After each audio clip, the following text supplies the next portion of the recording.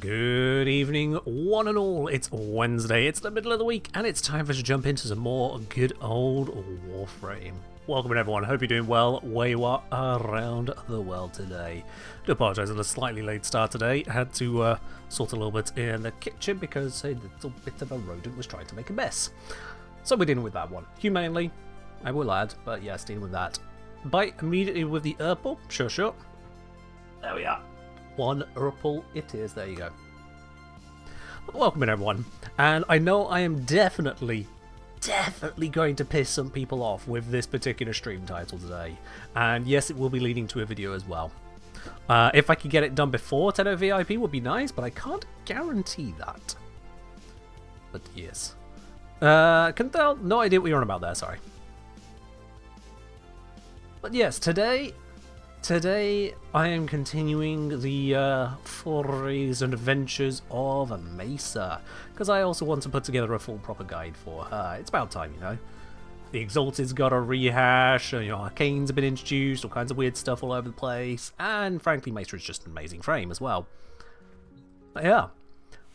This is the bit which is going to piss a lot of people off, is that Mesa I can confidently describe as having a pseudo-exalted ability, and it's not Peacemaker. Peacemaker is not the pseudo-exalted ability, that is the exalted ability. Mesa also has a pseudo-exalted ability. So yeah, that's a fun one. Also welcome in, Kuntal. You did say it, but welcome all the same. Also, I have some broken bits and pieces at the moment, but it's fine. Was it that one I was messing with most recently? Yes, it was. Alright, cool. Ballistic Battery? Correct. Ballistic Battery, I'm fairly certain, qualifies for most of the conditions of a pseudo-exalted ability.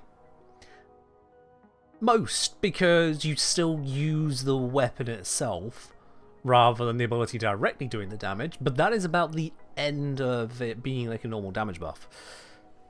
Quite far from it, really. First from BrainX here saying, hey Ken, quick question. Want to use a Vex Armor for Profit Taker, so kind of confused what subsumer should use for damage multiplier, Nourish sound good, or Shock? Honestly, whatever works for you.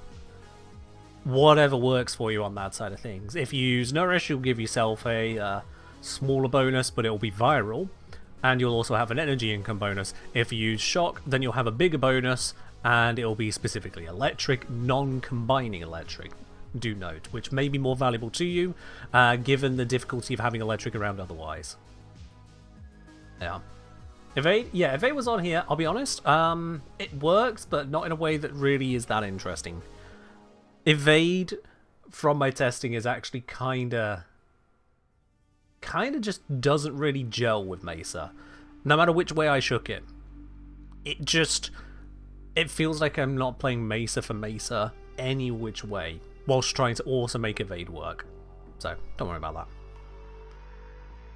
That was just on there for testing. Part of it is kind of like what you were saying on the Supporter T-Lounge Mirror Aid, which is the whole duration issue. You need to keep getting the headshots to be able to maintain the duration of it. And in order to get so many headshots, you're then spending too much time focusing on that rather than using the rest of Mesa's kit. Mesa's 4 can't get the headshots without something weird going on in the first place, and Mesa's 1, for the pseudo-exalt, doesn't really want to build into such frequent headshots in that way. It's a bit different. Electric Hink's asking, do I do content creation full-time? Yes, I do. Absolutely. I've been doing content creation full-time since November 2020, I want to say.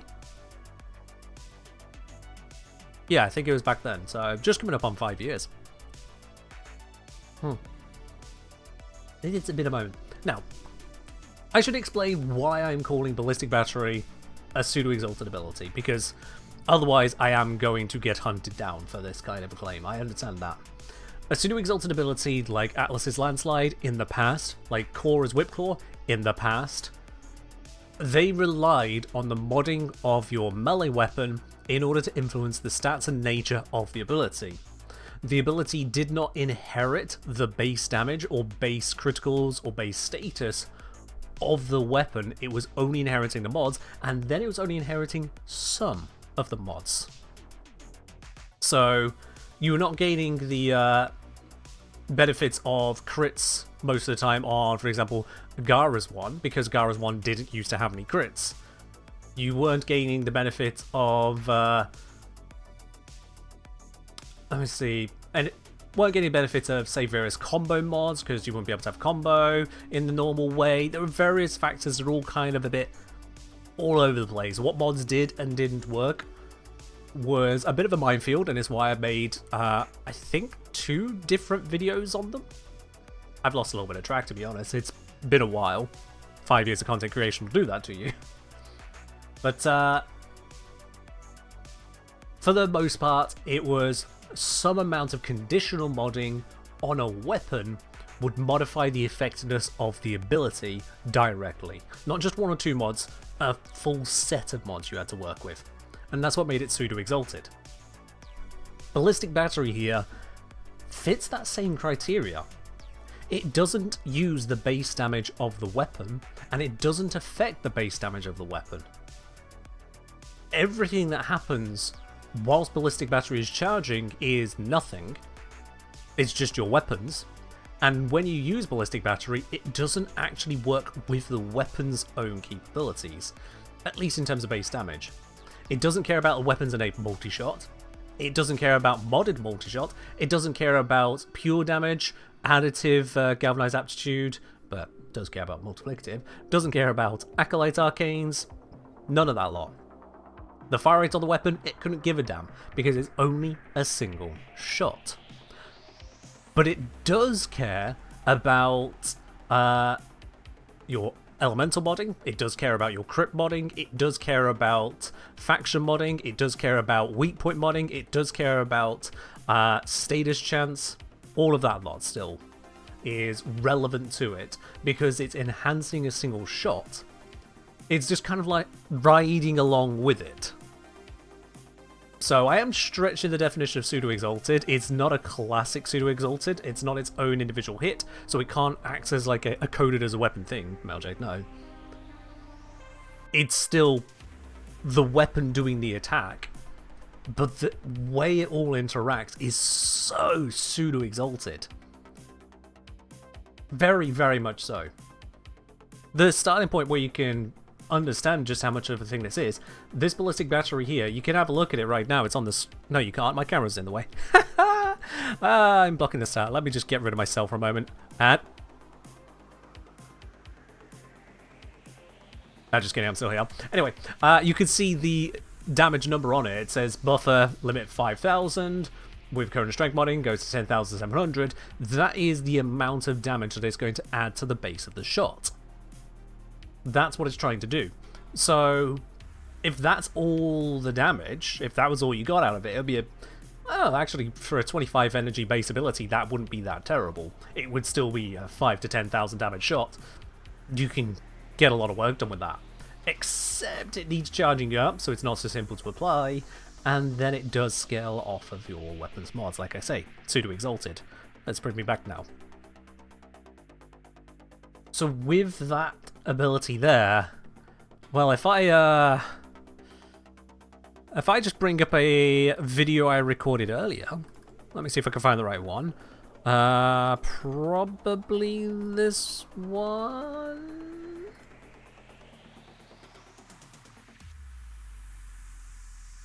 Let me just go back through it. Is it this one, or was this one a second test? No, that was a test that involved Dedicans. That's not the one I'm looking for. Was it this one?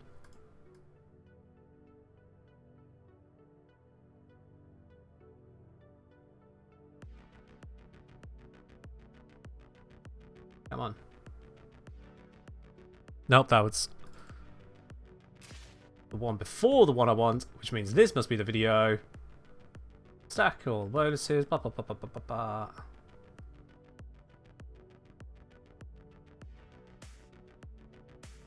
Yeah, that's the one. Okay, cool.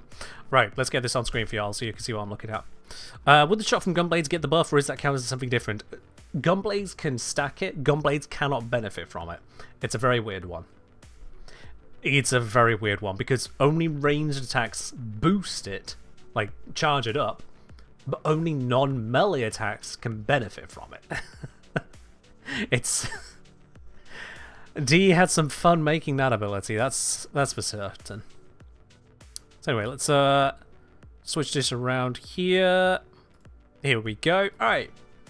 So I've been doing some setup in this particular recording. We're looking at a Elite Lancer who has 6 different status procs on them. It's going a really bad day for them already, but it's fine. I'm just going to strip their armor and then switch to Latron Prime, of all things. Zoom in. And there it is. That is 2,147,483,520 damage with a triple exclamation mark red crit with electric proc, just in case the guy wasn't already absolutely bloody dead. But he is absolutely bloody dead. Curiously enough, at the same time, off to the left-hand side, we can see that in just the sheer explosion going on, the enemy to the left, as I'm looking at it, also took 1 million damage from a tier 4 red crit. So yeah. Kind of a little bit bonkers. But this is not a setup that you would usually use. This is absolutely stacking buffs together to try and make this work. Is this multiple overflow or is it just 2 billion? Considering that I hadn't finished stacking all the buffs and got this, that there was more I could do with it, honestly it doesn't even matter at that point. This was me taking it to this stage, missing a couple mods that I could have put on if I wanted to put in the extra effort. Just where it's currently sat. If we have a look at the buff bar at the top there, yeah, in fact you can see it, the buff bar at the top doesn't have a galvanized aptitude on there, I don't think. No, it doesn't. So this is without the effect of galvanized aptitude, which with a 6 status effect on the target in the first place would have had a further increase of damage due to it being multiplicative. Let me think. Probably about 5 times the damage again? No. 5.8 times the damage again.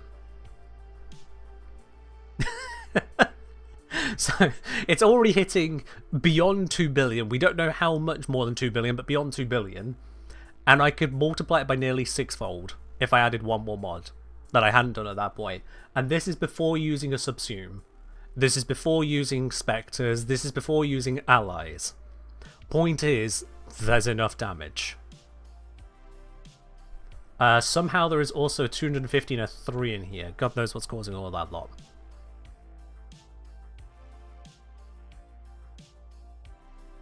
So yeah. So, it's a powerful effect.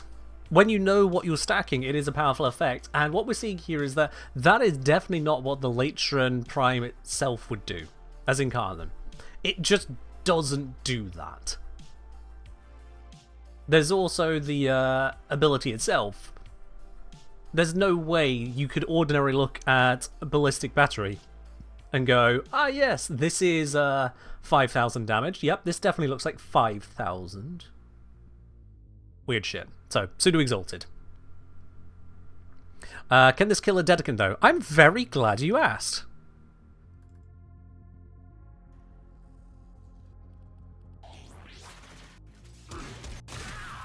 Was it this one? Nope, this was the Nataruk test. Where, as I've successfully accidentally paused it, 1.5 billion damage. No, we were looking for this one.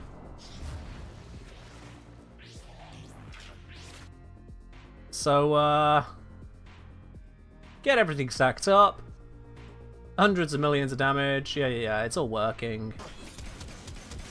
Stack things up. Hi, Dedicant. Let's strip your armor as well, for good measure. Is it armor stripped yet? Now it's armor stripped. Alright, cool.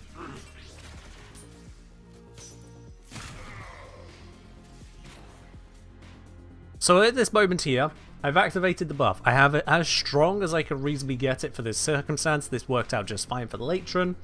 We are looking at a 20,000 damage buff, a 205% absolute crit buff, on top of all the other things stacked. This guy's looking at 5 different status effects on him at the same time. 300,000 damage. Not even at the mercy kill threshold.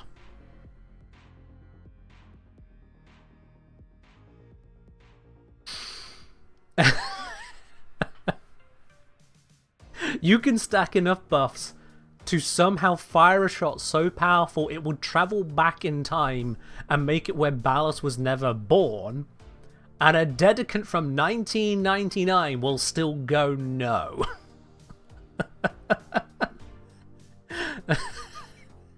I fucking hate damage attenuation on a basic ass unit like this. It's not even an Xmas. I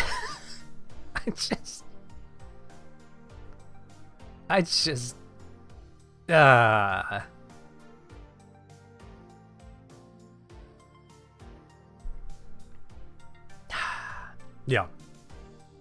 So it's a thing. I had to try, but yeah. Anyway, general point is, it's a very powerful setup if you know how to set it up, but then there's this. Would I consider Elemental Sandstorm to be pseudo-exalted? From what I remember of Elemental Sandstorm, it only inherits the elemental status effects, and the rest of it is kind of just ignored. So it is picking up details from the weapon, but it's so far removed that it's not the same thing. It's not in the same classification, unless I'm forgetting a detail about it. But yeah. Let's close. There we go. Damage types are waiting. The only thing that's carried over? Yeah, so it sets the typing, but it doesn't really change the ability. It changes the flavor of the ability, which pseudo-exalteds have always done a lot more than that. Whereas this ability is going, hi guys, I got 5,000 damage. Maybe 10, 20,000 if you stack it up, is that enough? Boom! 2 billion. Yeah. Pseudo-exalted bullshit going on there. Now, despite the fact that I did indeed set up a situation where it was hitting literal bloody damage cap, where we have no idea how much damage it was dealing anymore, the game just went, it's dead, deal with it. It's just not that good for that. Like, sure, yeah, it can hit billions of damage without even finishing stacking all the buffs in a solo situation, in something that you could use against basically any target you want if you really think about it. And it still doesn't really connect. And here's the reason why. You're spending 25 base energy, whatever your stats are to modify that is your stats, but 25 base energy to then have to hit 25 hits of 200 damage. However you achieve that, multi-shot, fire rate, doesn't matter to me. Same weapon, different weapon, again, doesn't matter. You need 25 damage ticks of 200 or more. Otherwise, you need more damage ticks to account for the lack of 200s. To fully charge the shot, and then you get a single target shot. One shot, not even one trigger pull, one shot out of a multi-shot is all that do it. And in the vast majority of cases, that's just not enough. Because either you're using a weapon that can't kill to charge up a shot to kill one thing, or you're using a weapon that can kill, in which case, why do you need this in the first place? You're already killing. If you're charging up with a fire rate of once per second, you're waiting 25 seconds to get a kill shot? That's not good enough. If you're using it more rapidly, how much energy you're burning through to kill one enemy at a time for an ability that doesn't replenish itself. You compare this to Araxia, whose first ability, 4k damage, scales up with strength, reaches an instant kill threshold based on enemy health rather than your modding, but whatever, who cares. But this one fuels itself. the sheer amount of orbs that it shits out pays for it, so you can keep it going. But not Mesa. Mesa's one does not have that same payout behind it. That's the wrong one. There we are. It doesn't have anything to keep it going, and so you will rapidly burn through energy if you're relying on this, and if you can't rely on it, then what good is it? But there are some circumstances where it works out better. And if you've noticed my weird loadout, you might figure out how it works better, but I'll walk you through it.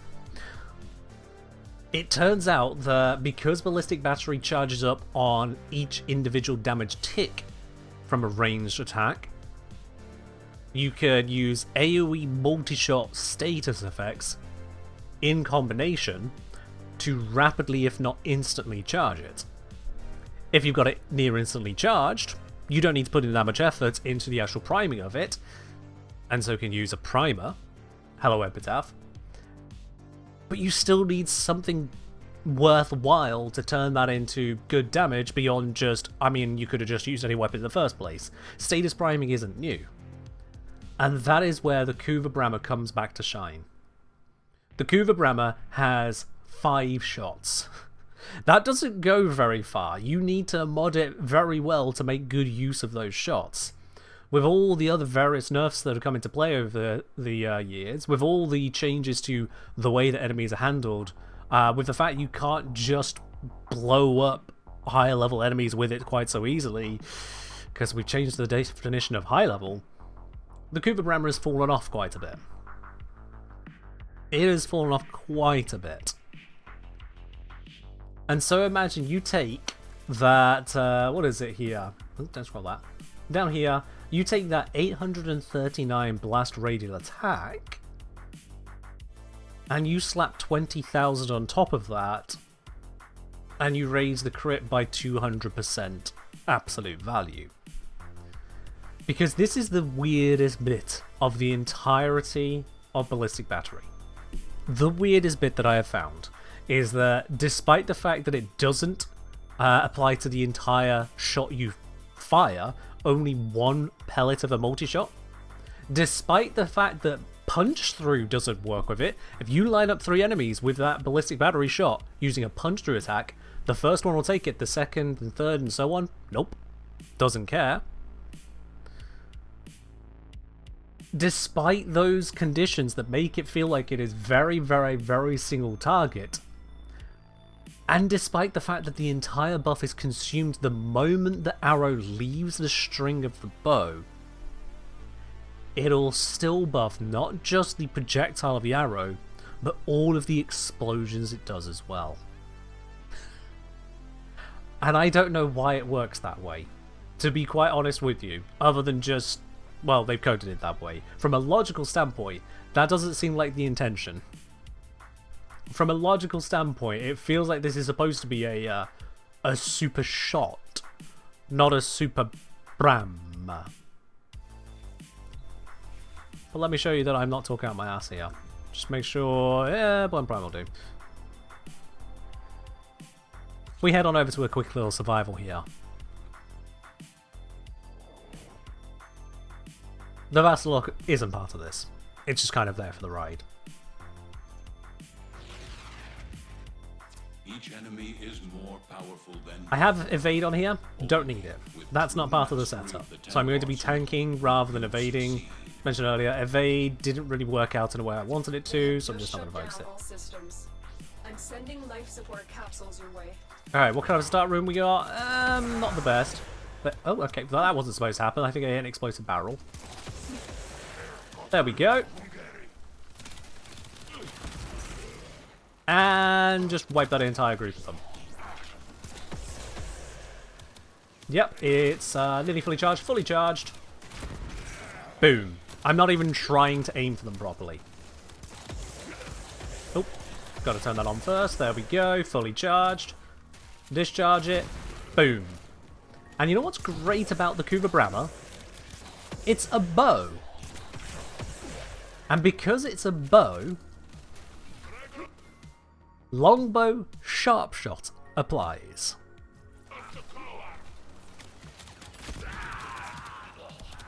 That was it without the buff. With the buff. So long as one part of the explosion, one part headshots something, you get the longbow sharp shot. Any one part of it hits a headshot, it counts. I just shot the pillar there. You'll notice I've got the buff back. Longbow sharp shot is back. And longbow sharp shot is not a pure damage buff, so it is one of the very few arcane buffs that actually multiplies with ballistic battery. So you can apply a 4 times damage multiplier to all the other stacked bullshit that I've got going on with this here. So I'm using the targeted ability for targeted buffs to do a very untargeted, very unmesa buff. Oh, look at that. I've just got, once again, another sharp shot trigger. What do we do about ammo? That's the thing. I'm using one shot at a time to kill an entire group. Delivered a life support capsule to the area. Activating it while I... So you don't struggle for ammo.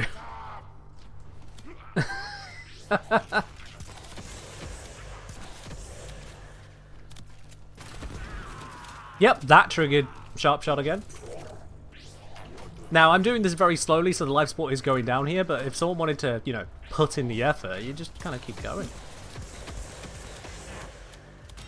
A little bit more on that, there we go. Yep, that triggered it. I'm not even properly aiming at shit, and this works. But if you do aim, well then also the direct hit can get all the headshot benefits on top of everything else, which is also quite strong. Oh, hi there. Somehow this guy survived. Can this fuel itself? Do you lose a buff if you activate ballistic battery before you shoot? You activate ballistic battery when you're ready to shoot, and then it's just giving you the buff. That's how it works. Turn this on, charge it up. It's charged. Turn it off. The buff is now there. Bang. Repeat. Yep, that's fully charged. I think that was fully charged in one. Bang.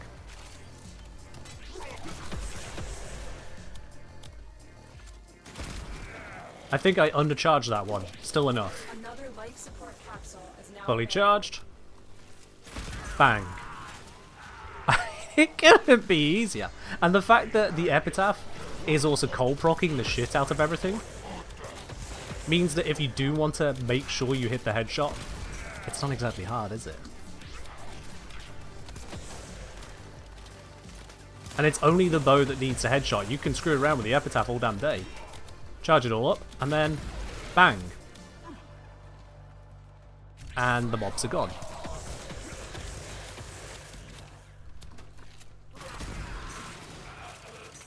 So yeah. Can you activate again before you shoot to charge it with the buff shot? No, you cannot, because if you reactivate it, it starts a new process. So yeah, you do need to use the buff before you start building a new one. Which is fine. You'd be looking at like 30 to 50% charge anyway, which you can get very quickly by just hitting another bap bap. 100%. Now this is, weirdly enough, powerful enough that well, let me just show you. Let's just prime some stuff up with the epitaph. Yep, it's 100% charged. And now deactivate, and oops, I fired the epitaph. And that still killed a few things. That was the status primer epitaph shot. That's how powerful it is. It can kill basic units on the status primer built epitaph. So when you apply that amount of power to, you know, the Brammer, is it any surprise that things are bloody well dying? I think there was an Xmas trying to hit me there.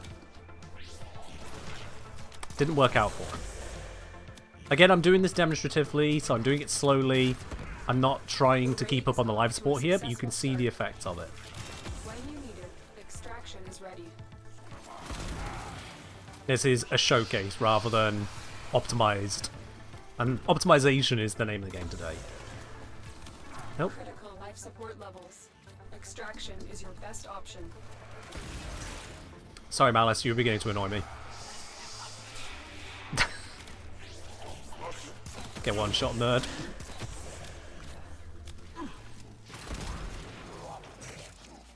Crunchy. Alright, let's get out of here. I don't actually like this tile. This tile sucks. But yeah. You remember Ballistic Battery being really good on Alt Fire Cedo? Have I tested that? When you say really good on Alt Fire Cedo, you're not the first person to mention that, unless it was you last time. Actually, I could go through your messages and see if it was you last time. What exactly do you mean by that? So I don't have to just guess. Very good. Now, yes, this only works in a high-density situation because you do need a lot of enemies to hit quickly with the Epitaph or whatever your prime AoE weapon is going to be. If you don't do a lot of quick hits, it's not going to succeed anywhere near as well.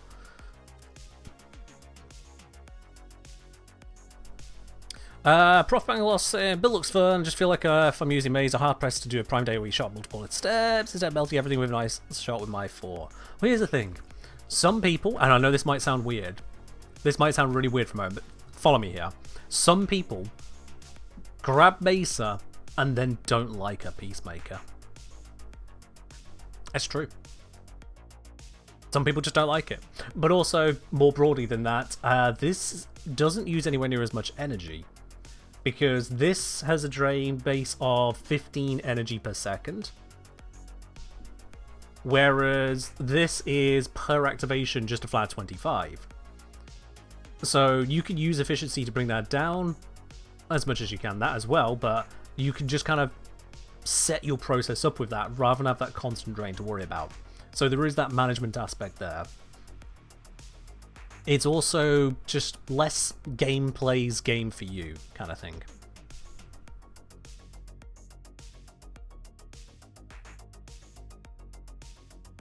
Peacemaker is still useful in the toolkit for attenuated enemies or low density situations. It is still there, yeah. Is there diminishing returns on yellow parkour shards? There's not diminishing returns so much as they're additive. The diminishing returns refers to if something gives you a smaller bonus for everything that you add. But in this case, it's just there isn't an increasing bonus, it's additive. So yes, you won't get as much of a noticeable increase with additional shards, but they're still doing the same increase. You're just adding a number to an increasingly big number.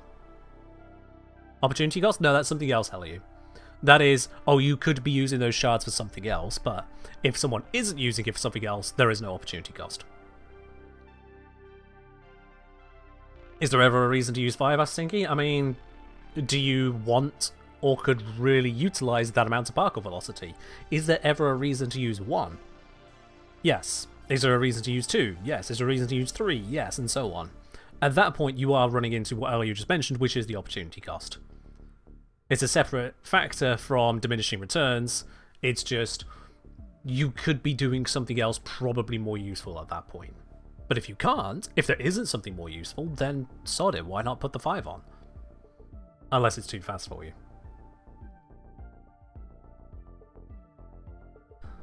Spruce, given what you said about the whole explosion of a shot taking the ballistic battery buff, would the same apply to Trummer's bounty grenade or Lens's 2-stage explosion? I haven't tested either of those, to be honest. However, I wouldn't be surprised if it does work that way. From what I can tell, a single projectile is what's buffed. Wide body projectile weapons, for example, they get the buff the entire way through. So anything that is just an individual shot, despite it having multiple stages, should get the full bonus, but I'll need to look into those ones, yeah. Which is why it's so weird to me that punch through doesn't work. I tested it extensively. I went through frame by frame, checking the exact damage numbers and measuring against what could cause those damage numbers, just to be absolutely certain I wasn't missing something. A shot with either innate or modded punch through that was not a wide body projectile, if it's just, you know, a regular hit scan bullet, no. The first enemy hit would take the bonus damage, and the others behind it wouldn't. But wide body projectiles and multi-stage explosives like this, oh, they work fine. Beggars belief.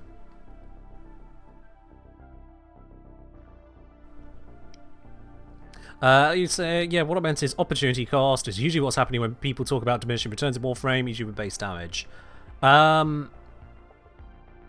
Sure. I think more often people are talking about additive and then saying there is something better you could use, and it's that point then where opportunity cost comes in. I'm picking at the detail, I'll be honest. I am nitpicking the detail there, but it is because there's two things happening simultaneously. One is that there is the additive nature of various benefits or various buffs, which causes further buffs to seem less worth it, and the opportunity cost if you could do something else. But they're two separate things. I'd say like, what would be a good example? I'll give you a bad example. No, actually I can give you a damn good example. Give you a damn good example. Where is it? Here we go. This little fucker of a mod. It doesn't matter if there's no other attack speed mods to use on an arc melee. It's a 10% attack speed buff. At that point, it's not a matter of diminishing returns, it's not a matter of additive, it's still just opportunity cost, because why the fuck would you use a 10% attack speed buff as the max rank the mod could get to? They are. Piano say, what could argue diminishing returns only matters in the context of opportunity cost? No, you can't argue that, no. Because that's, again, nothing to do with diminishing returns, what you're describing there either. Diminishing returns is the amount of buff you get per endo spent. That's diminishing returns. Funny how I knew about Furo? Of course I know about a really shit arc melee mod to mock. I'm British, it's very easy to remember things to mock. Anyway, so you look at pressure point here. It starts off at 20% melee damage for 0 cost. You want to upgrade that? Now it's 10 endo for the next 20%. And now it's another 20 endo for the next 20%. Then it's another 40 endo for the next 20%. That is diminishing returns. You gain diminishing returns on your endo. That's diminishing returns. Whereas the actual pip upgrade on the mod, going from 4 drain to 5 to 6 to 7, that's not diminishing returns. In fact, that's efficient. You are now getting more per drain. So it's all about which part of it you're talking about to see whether there is diminishing returns, or if you're looking at additive stacking versus multiplicative stacking, which is where a lot of people get hung up on diminishing returns, or opportunity cost if you could just do something else. Like, for example, the opportunity cost everyone has to think about when picking a helmet ability. You can only ever pick one. So no matter what ability you pick, there is the opportunity cost of literally every other ability you could have picked, including not subsuming out the one you're subsuming. And that's why so few of them are the most used, because the rest of them just kind of suck. Almost 4 years now, just 2 more. It is indeed. Adam Malik, thank you very much for the almost 4 years of support. Much appreciated there. 46 months indeed. Thank you. And I hope you have yourself a wonderful day. From Debonan saying, people talk about diminishing returns in regards to armor a lot in games because they view it in terms of percent damage resistance, not in terms of effective HP. Kind of drives you crazy sometimes. Sure. Sure. You're saying it in a lot of games. I'm not going to comment on other game systems. In Warframe, there is definitely an element of how much effort you need to put in for the same amount of return, which is some variant of diminishing returns. It's again dependent on the angle you're looking at it from and the kind of bonuses you're working with. Warframe's armor is a little bit odd in that regard, in that it's linear. So every 300 points of armor effectively adds your health to your effective health. Every 300 points. So if I were to go from 135 armor here to 435 armor, my effective hit points in health would increase by 500. The diminishing returns aspect of that is that a lot of the time you don't really care about the flat amount of effective health you have, but rather the size of the increase. So the amount of the amount you seem to get changes, and that's how people perceive it. But again, it's linear, so yeah, it's not a diminishing returns one in this case, but it certainly feels like it. And I can understand people perceiving it that way when looking at it from a different angle. Technically it's not, but kind of is. But kind of not. This is where the nuance of understanding why people are saying the words matters. And again, why, at the start of it, with Elio, I said I was nitpicking. Elio is still right about opportunity cost. When people bring up opportunity cost, or when they bring up diminishing returns on additive buffs, they're again correct. And it's more understanding what's being communicated. It's... language is a mess. I hate it. Why can't we just telepathically communicate exactly what we're thinking about? And no, wait. That's how we get telepathic adverts in our dreams. Maybe not do that. Adam Alex say, not the best day. Pain in the knee from lifting too many heavy things. Work is done for today, thankfully. Hope you're doing well. I'm sorry to hear about the pain in your knee. Definitely take some rest on that. Definitely take some rest. But yeah, I'm doing well myself. I am doing mostly well myself. Done plenty of research into whatever the hell is going on with Mesa here, and well, come out with this weird bit of cooking. Let's start testing some of those other weapons people were mentioning. I think someone said the... was it the... no, not the Tomcore. What was it? With Lens and... what was that? Just Trumna. Alright. Lens and Trumna was a request. So let's start with Trumna, because I don't really understand what it could do either here. Let's get a flat setup and just see what comes of it. That is a lot of different things going on. Oh boy. Oh boy. Okay, that's going to be fun to mess with. Alright.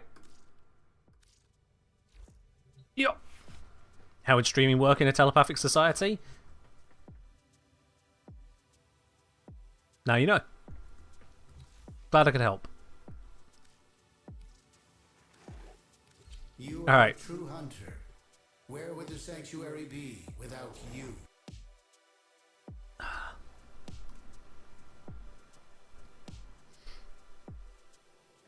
Prof Pangloss saying Lavos is always going to be somewhat active in order to survive. Who may want to consider citrine.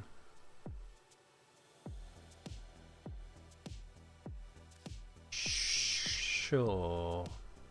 Yes, that... I am known for being a very active player. There's a full thread there? Okay. Alright.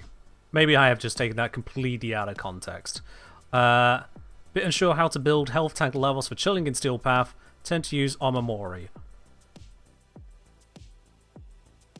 And that's what you replied to.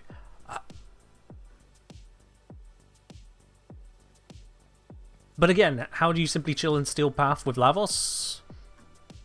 Umbral Set, Adaptation, Arcane Grace. Stop sitting in front of the most obvious sources of damage. That would be it for me, you know? Because I do that all the time. Again, I'm not known for the kind of person who is constantly mass spamming abilities to stay alive. I take things very casually in this game. 9 times out of 10. Green light above your head means move, or just look at the green light and shoot it. That also works. You interpreted one of chillers, you don't have to pay attention to where damage is coming from. Prof Pangloss, how long have you been on this channel? Just out of curiosity, because I do play a lot of Lavos, and it sounds like you believe that I put in effort to keep him alive. And it really doesn't feel like it to me, I'll be quite honest. If Lavos, Umbral Set, Adaptation, Arcane Grace, which by the way is a 4 mod 1 Arcane investment, so it is a fair amount into defense, but if that's not enough to just kind of wade through Steel Path missions, we're not talking ETA, EDA, just Steel Path. I have to wonder if someone's idea of chill is quite literally just to act like an MR0 noob in terms of walking around. You still deal with one-shots in Steel Path? Yeah, you... Okay. Your movement might be a little bit too lazy. There is a certain point where you can't act like you are Revenant. Revenant is tankier than Lavos. But that's taking it a bit far.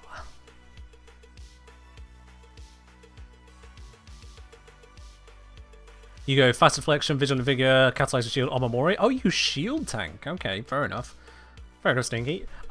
Shield tank in Lavos is a valid method. I have seen it in use quite a bit, and I have used it myself against the Apex tank fight successfully. Gotta say, I feel like it gives Lavos the middle finger. His entire design just shakes in sheer vitriol at the idea of it, but sure, why not? Honestly, why not? If it works, it works. I do prefer the health tank to just kind of lean into his design.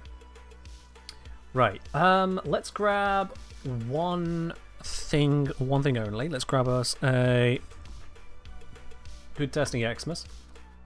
Pause its AI, give it a load of hit points, make it big and fat. There we go, and let's swap this out to... yeah, Paranoid Prime will probably do the trick. The fact that it's rank 1 tells me I've recently formed it, so maybe this is definitely the one I'm looking for.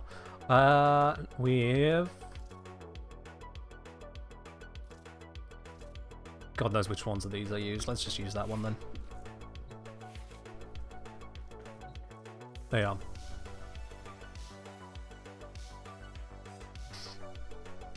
To be clear, I absolutely think Lavos is very tanky and deal with going down far less of him than make it sound. If you're looking at the whole roster, looking for the absolute chillest frame though, look at Citrine among others. I'd say Citrine genuinely takes more work to keep alive than Lavos, but maybe that's me. I genuinely believe Citrine takes more work. I mean, not to mention that you need to build up the passive if you're relying on that at all. That doesn't just turn on and start a mission. Energy management can come into the factor there, keeping on top of timers, whereas Lavos is just... Oh shit, is it actually getting a little bit low? 1. Cool, alright. That's Lavos tanking for me. Nope. Accidentally put my fingers on ESDF there, not fast. Alright, so, first stage of testing this. Let's go into it. What pseudo-exalted is the title talking about? Maces 1. Maces 1 functions not exactly like, but nearly like a pseudo-exalted. Which is, yeah, kind of wild. Anyway, let's get some detail on this. So if I just shoot this guy directly, we've got a 103 and then a variable hit.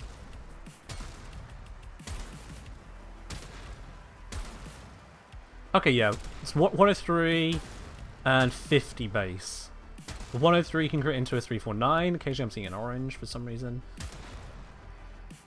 103.50. And scales from there. Okay, cool. I've got an idea what I'm looking at now.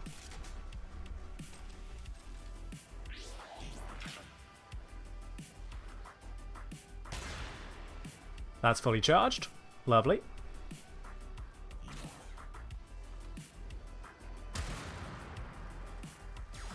That was a bit of a hit. That was a little bit of a hit. Yeah. I probably should have back recorded that, but anyway, there we go. That was all of his overguard gone. Unmodded Trumner. Good starting point. Let's see what the hell just actually happened there. That is the question. What the hell just transpired numerically?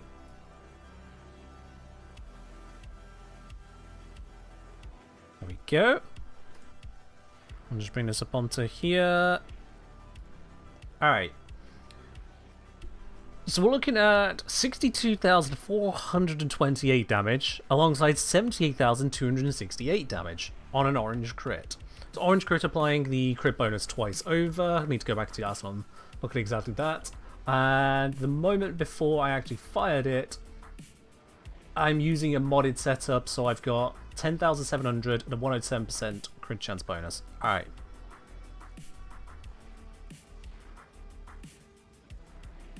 Ew, QQ. So let's have a gander. So if I go back here, actually, I can just get the exact numbers I'm working with. So when that was shooting, let's see here. There we go. Orange crits on both of the hits. That's good to work from. Yeah, feck off. Right, so base orange crits. We had a 595 and a 290, and that was scaling off of normal hits of, was it 103 and 50?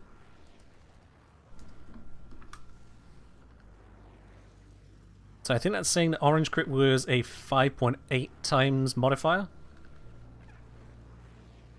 Yeah, it's looking at 5.8. Cool. So then when this fat thing landed, I landed a 78,268 and a 62,428, which is a little bit bonkers. Taking out the original hits there from the others, what's weird is that those are quite different numbers for the scaling we're working with.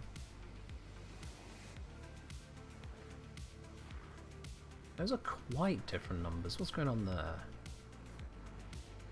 I suppose, actually, it could just be AoE variation. I think I saw AoE variation as we were getting started.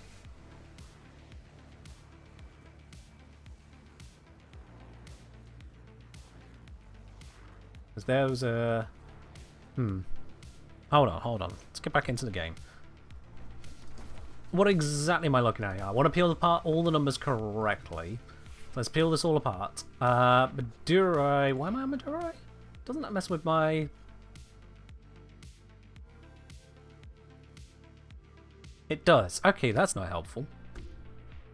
I should really be on Zarek for these kinds of tests. Oops. Well, let's see. So, on this 82, and then the radial 50. Okay.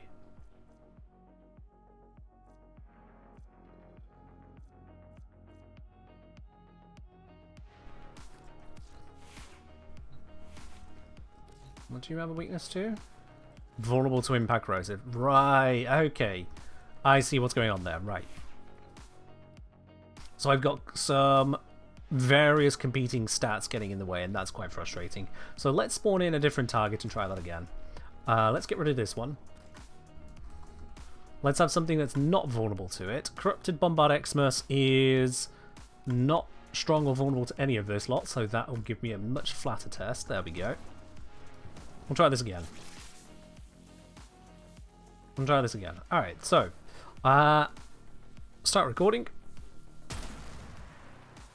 Nice, 82 and 50, as expected.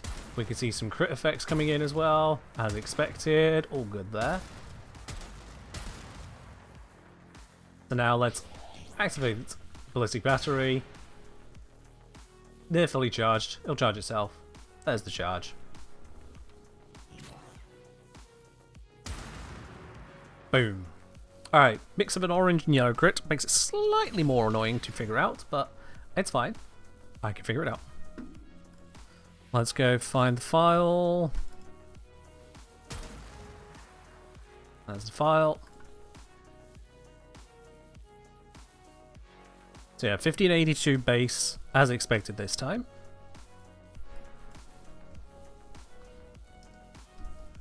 Very good. And what is going on with the rest of the shot? When we use the Big Bam buff. There it is. So we land a 41038 and a 69833. Beautiful. Let's pop back in game a moment.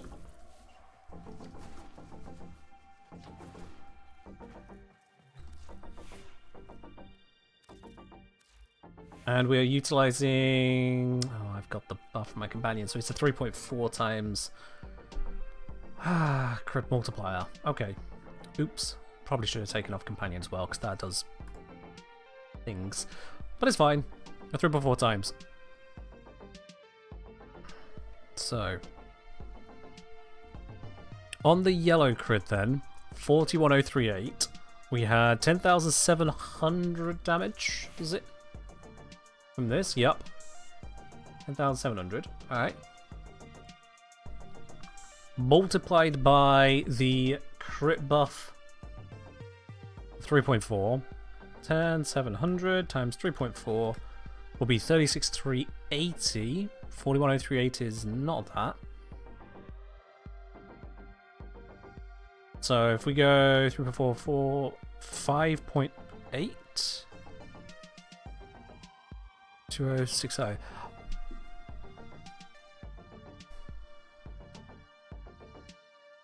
If you happen to see me at 10 VIP, can you take a selfie with me? Of course, yeah, absolutely. I'm not going there to hide away from the camera, as it were. But yeah. This isn't giving me the numbers I'm expecting. And I don't like that. Because there's no modding on here. Kills primary fire, we're not killing. What's going on here? Mirrorlave, thank you very much for the gifted sub over to Alex Anitos. Much appreciated on that. Alex, make sure you say thanks to Mirrorlave for that. It's really generous of them. Cheers. I'm not entirely sure what is going on here. No, that's not it. From the base effects, we got a 50, which, if multiplied by the crit bonus here of 3.4, will be a 170 at yellow. And 5.8 would be a 290 on orange. And then the 82 damage, which is the direct hit, going through the same thing, would be 279 on a yellow and 476 on an orange. Which at this point are basically rounding errors compared to what the ability itself is bringing. Because the ability itself is bringing 10,700 damage. It is very clear about that. I'm probably dealing with quantization, aren't I? Oh, it's fucking quantization. It's gotta be. Okay. That just hurts me on a fundamental level. 10,700 times 3.4 comes out to 36,380, but I actually had a hit of 41,038.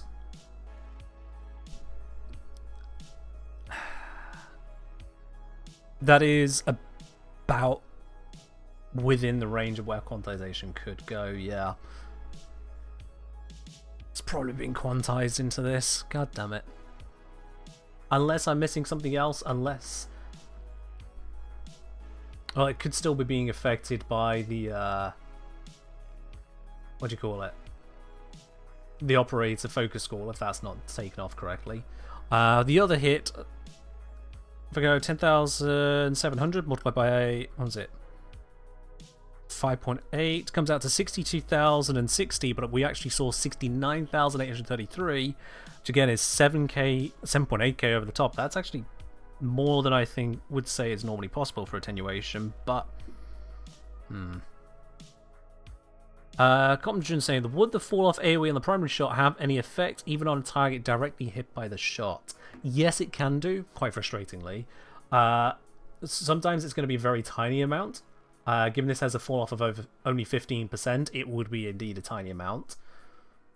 However, that would mean we would see a smaller shot in-game than calculated rather than a bigger shot. And I'm seeing bigger. That's the problem I'm working with here. So if I just put this in, I'm expecting...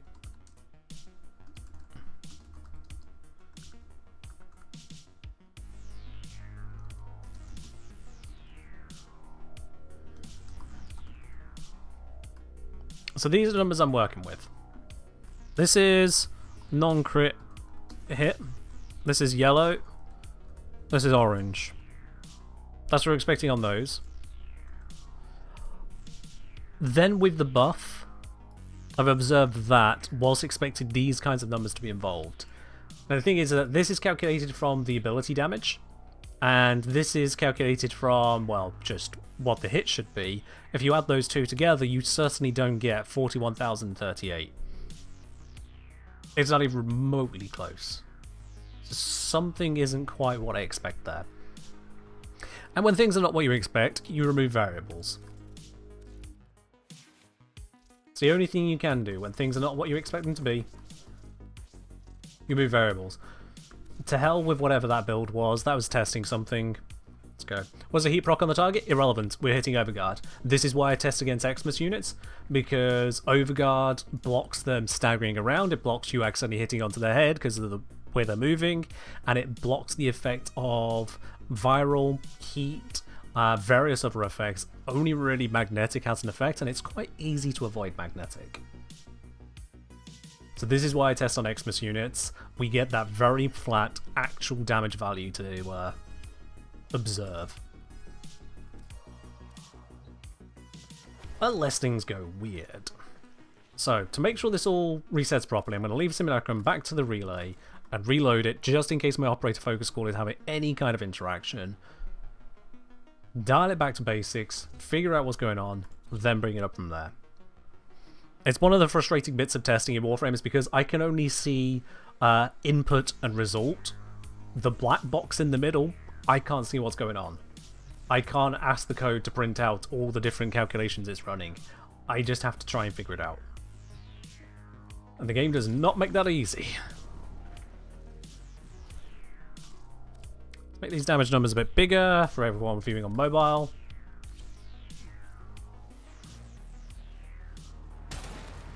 So yeah, as expected at the moment, we're getting that 50 and 82. So that is working.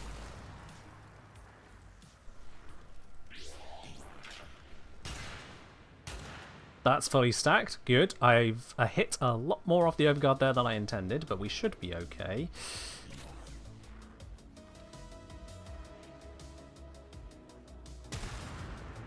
$5082, 17188.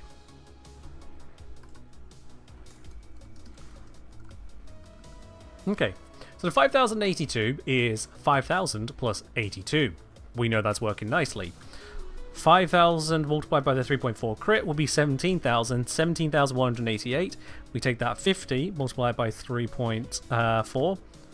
Yeah, 170. I'm not sure why that comes out to 17,188. But sure. Okay. It's within quantized values, so I'm going to blame it on that.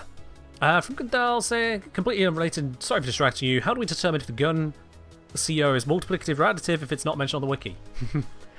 You test it. That's it. You test it. If you don't have a reference you can draw on, if the only information you have is what the game is providing to you, you test it. This is why I have such an issue with it. It's not just inconsistent, it's hidden inconsistency. The game doesn't give you the information. All you could do is test every single feature every single time and hope to God it works the way you think it works. Which it doesn't, and that's why you have to test it. It's the thing. Alright.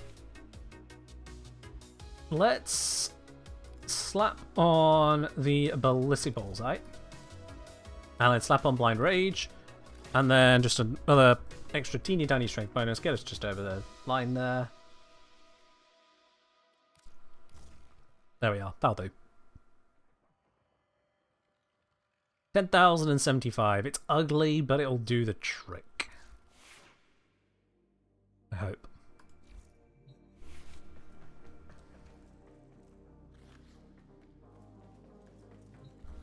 Alright, we're going to need a new one of you. There we go.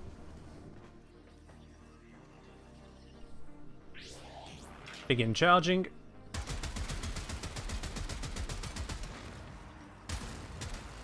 Fully charged. Let's wait for the heat block to go to make it nice and clear what we're working with. And discharge. Fire. Cool. Alright. Those numbers were very similar to each other, and that's a good thing. However, I'm going to back record that because there was also too many digits for me to just remember off the top of my head.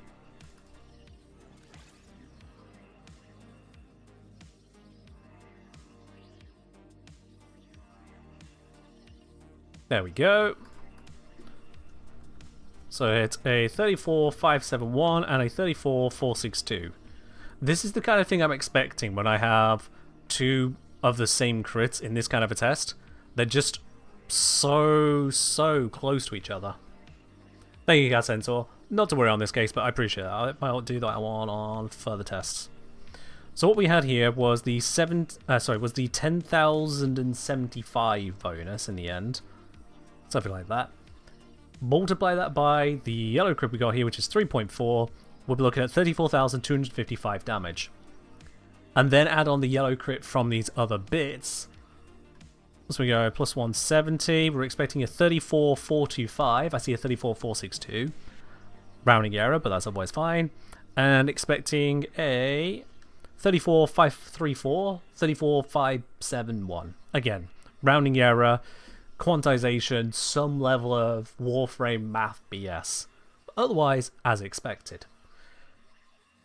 So why did I get the weirder number on the other one? I think it was the operator focus school was still having an effect, despite the fact that I'd taken off the operator focus school.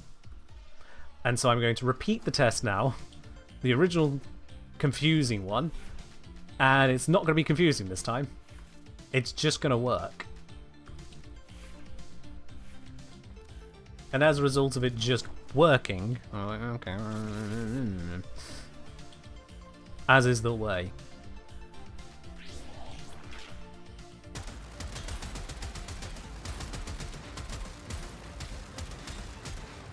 There we go, that's fully charged. Wait for the heat proc to go, just to make it easier.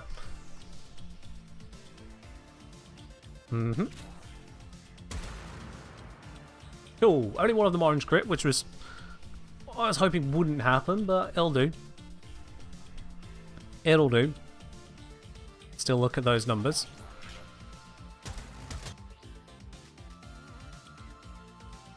There we are. So, did I keep that previous number?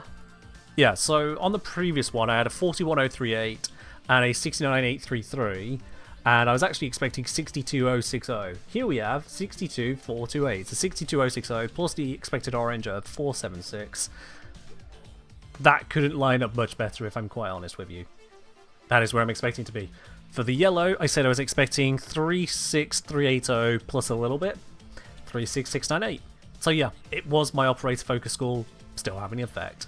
This is the pain of testing in this game.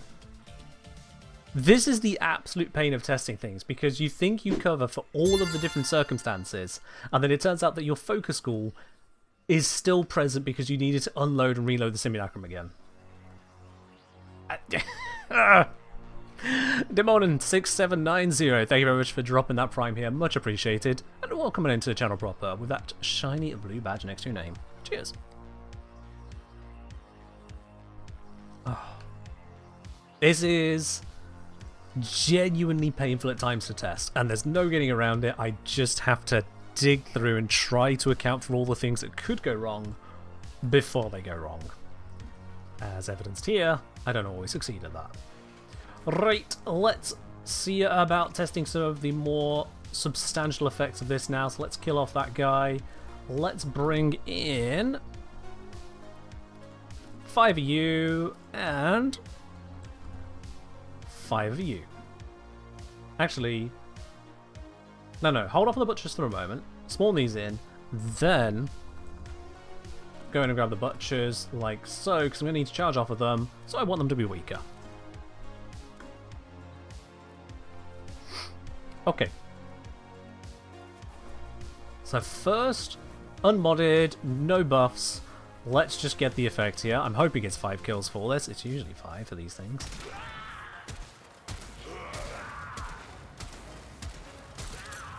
There we go. Okie dokie. That is good. Let's activate this.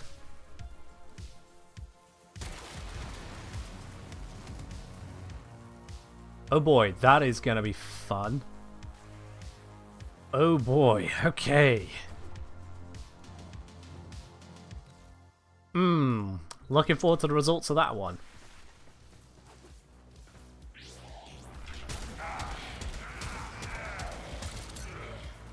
Okay, that's charged, but the ability is not quite, so let's get a little bit more in.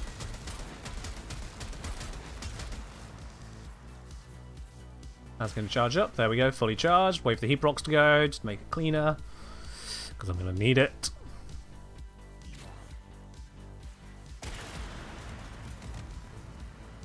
Bitch! Alright, I should have enough info from that. The reliability of these projectiles. Yeah. Let's figure out. Yeah, let's just figure out. Okay, so.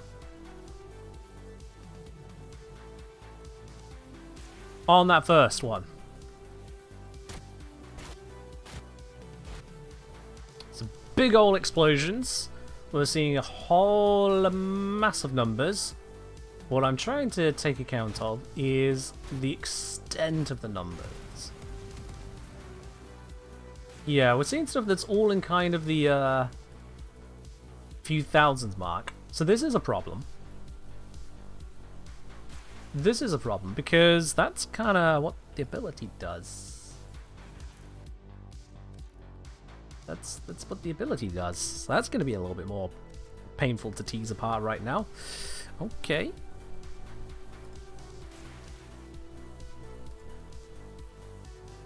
And then when we got the more charged up situation,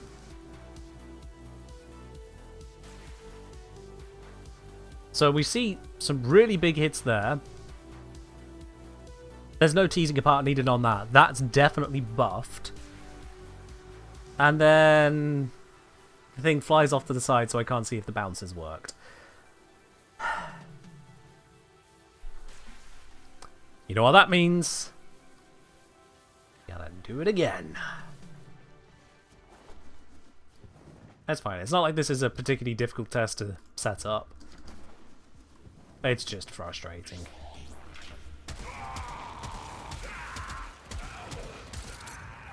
There we go. And you're nearly out of it, so let's just use you. Thank you. I'll do the shot over here. I'm going to bounce it off the floor, so it should hit the wall there and give us another bounce minimum, so I can see what's going on that way. Is that recording? Not recording yet. Record! Cool, I forgot to deactivate the buff to turn it on. But that's fine. That's the control. Yeah, that's what that was. A second control. Just in case the first control was not controlling, I have another control. That is everything to do with what just happened there. Alright, cool.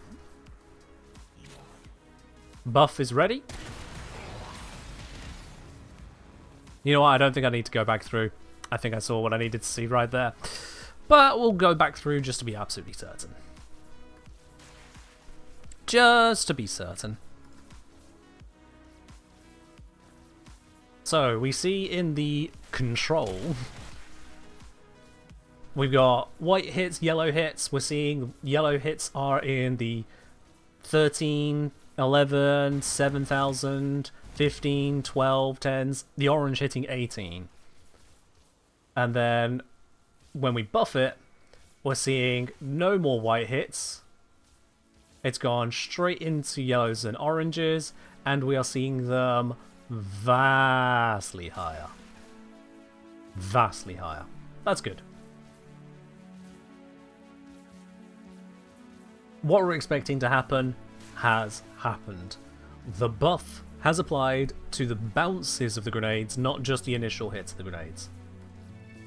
This 3k over here, this much lower orange, is actually because that target over there that it's hit on, I did look at this just before I left the view there, as this guy, he ran out of overguard. Yup. So that's why that happened. So, Trumner Grenade from the alt fire is affected all the way through, as is the rest of the Trummer shots, so Trummer is just affected for its shot. But just that one shot. If you add multi-shot to it, it won't affect them all. Just the first one, however it determines first. Alright, the other one of concern was the lens. Let's go grab the lens. Well, whichever lens I have. I have both of them. Oh, that's convenient. Alright. Let's grab you that. And let's grab us some new butchers. Actually, I don't need the new butchers. Oh well, the butchers are here now. Let's just... bonk. Cool. So, you have the most overguards. We'll fire at your feet. 330. If I fire it right there... 2,000 on crit. What about a base value, please? 646, 2,000, somewhere in that ballpark. Alright, cool. Let's battery it up. That's charged.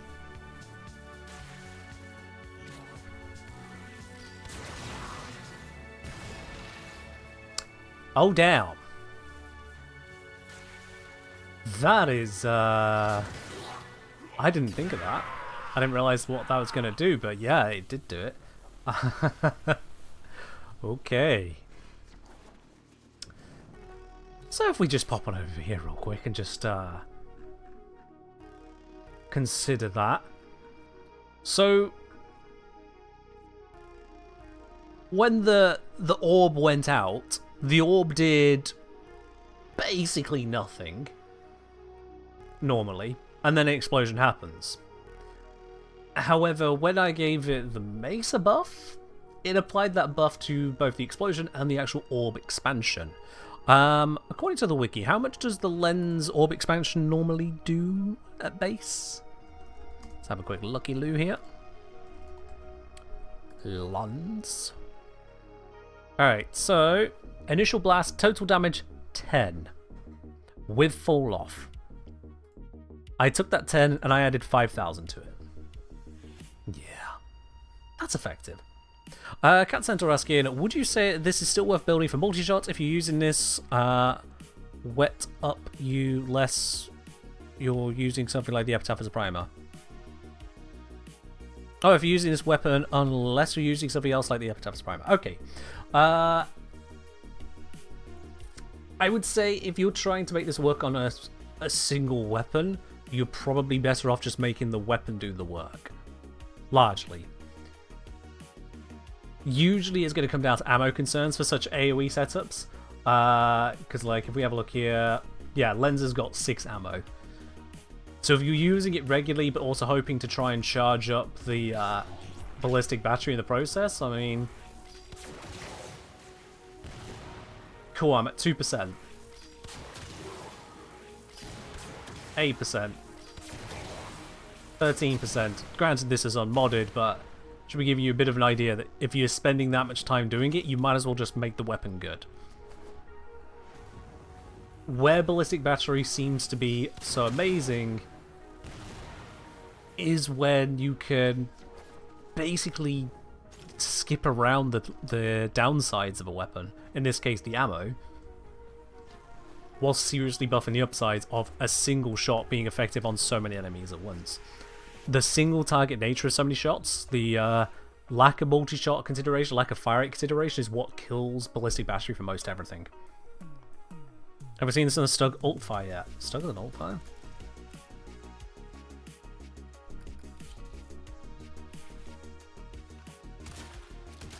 Oh yeah.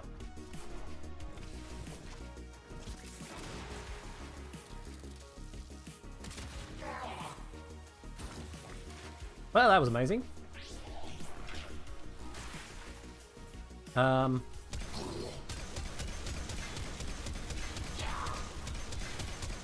There we go, fully charged.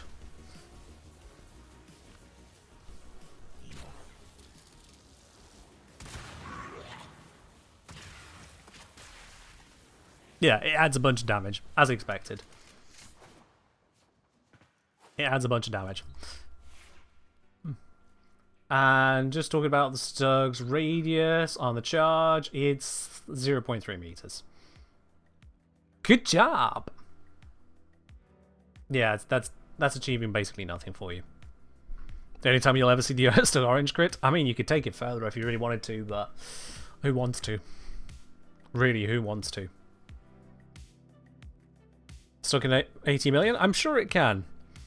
The fact that 80 million is the number you, of all people, reference, Miralabe, given what we've seen from what your frames are capable of, that is not a ringing endorsement. That is a complaint. Yeah, fuck the Stug. It's pointless. Don't ever make me equip that again. Now, if I'm quite honest with you, the whole Epitaph Brammer, or Epitaph and Launcher thing seems to be kind of the way. Because we can take the ballistic battery effect and multiply it across many different enemies and many different hits. So that just makes the damage more effective. Something like the Kuva Brammer is amazing because we can also then scale off of the crits of it. Because Mesa is able to give it a load of crit chance, so we want the crit damage. And the Brammer can bring a fair amount of crit damage. Let's do that without my companion equipped. Just try and get the more accurate number. Didn't mean a double click. There we are. I mean, actually, I say that. It's only 2.1. It's only 2.1. What is it on the Envoy? It is 2.6. That is noticeably higher. That is much, much higher. So if we go... but it's not going to have the sharp shot bonus. That's why I went Brammer. That's why I went Brammer. I forgot. Yeah. Because Ballistic Battery, we can use Longbow Sharp Shot on headshot, gain plus 300% damage on next shot. And it's actually just a flat ×4 multiplier. I've not seen it add with anything. So yeah, even in this situation of, well, you can Kuvazar, you can, but you're missing out on literally 75% of the damage bonus right here. So yeah, that was the Pseudo. People were mentioning that a few times. Let's grab that now. Yeah. Pseudo Primo. This is the wrong modding for what we're about to do, but let's do it anyway. Sod it, see what happens. So, normally, if I go shot, punch 392s, how cute. If I go bounty, bounty, bam, bam, bam. Yay, 4000s, 2000s, that kind of fun stuff. We feel amazing.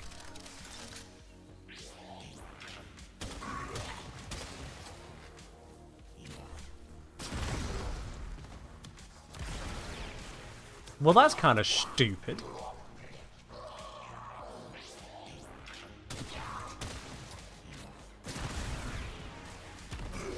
I can't even see all the numbers there. 3 million? I'm not even trying.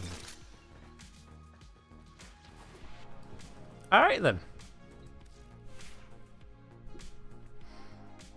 Wonder what you can do with Riven and Lens and Sharp Shot then? Maybe some fun stuff, maybe. The delay on it would annoy me, and also the good thing about the Brammer is the sheer size of its AoE. My god, does that AoE not mess around. But Pseudo there, yeah, that is a little bit bonkers, isn't it? That is a little bit bonkers. Let's see if we can get some more out of this. Let's see, I've already got Prime Ravage on there. Shrapnel Shot on kill, crit damage on aiming. I suppose we could make use of that, yeah. And then I also have a minus crit damage Riven. That is the opposite of what I'm looking for. Oh well.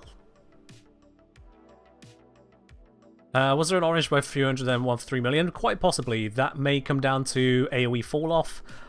Because radiant attack, yeah. No fall off. Okay, so maybe not AoE fall off, unless this is lying to me. It could also come down to status procs on the target. Because if one of them had a whole bunch of status procs, including viral, and the other one had not a whole bunch and not including viral, then you get a difference there as well. So it depends on the procs that are applied, and if the UI is lying to me here. Things can be really funky in conditional damage. Yeah, looking at this, the big things that are not helping me on the target itself, this radial damage shouldn't be buffed by it. But is the pseudo different? Does someone have the link to the quote-unquote the sheet, please? Actually, wait, it's on the Discord, isn't it? Yeah, let's grab it from the Discord. Warframe, pinned messages, the sheet. Let's load that one up. Current edition. Scroll for pseudo. Oops, I may have scrolled the wrong way. Pseudo alt fire. Condition overload. Multiplicative. Affected by the innate condition overload, which is also multiplicative, explains crazy damage. Oh dear. Oh, that is good news. That is exactly the news that D does not want me to read. Okay. You saw a YouTube short from Sabuchi using this? Fair enough. I know I'm not the first person to address this kind of thing. I'm just looking at Mesa and going, oh, this is a thing you can do. Fair enough. But yeah, so we'll leave this on because that works. Question is then, do I just remove the multi-shot?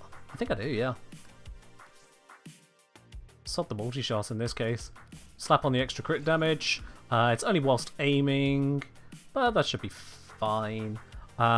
This is giving us a buff. We don't need this particular buff. In fact, actually, on the radiant attack, it's not really doing that much. No. I can do better than that. So let's take that off. We've got a shitload of elements already on here. Crit damage, condition overload effect, crit damage, a little bit more element. The fire rate is kind of pointless, but it's fine. Oh yeah, faction mod. Yeah, that'll work fine. Prime Cleanse Oracle, because we're dealing with corrupted bombards, why not? Okay, cool. And what is on the Mesa? Are we on that build? Yes, we are. That is good. Alright. Let's grab ourselves some level 200. Corrupted Bombard Eximus units. On Steel Path with paused AI because don't shoot me, plus. Let's go. Let's see. Do I have growing power? I do have growing power. This is good. Let's just maximize my strength with this at least current setup. There we go. Fully charged. Here goes nothing.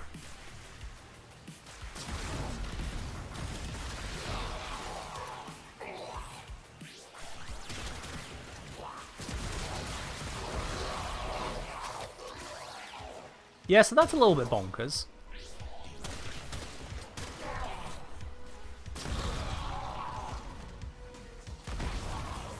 Nope, didn't even need to shoot that one. He's still alive.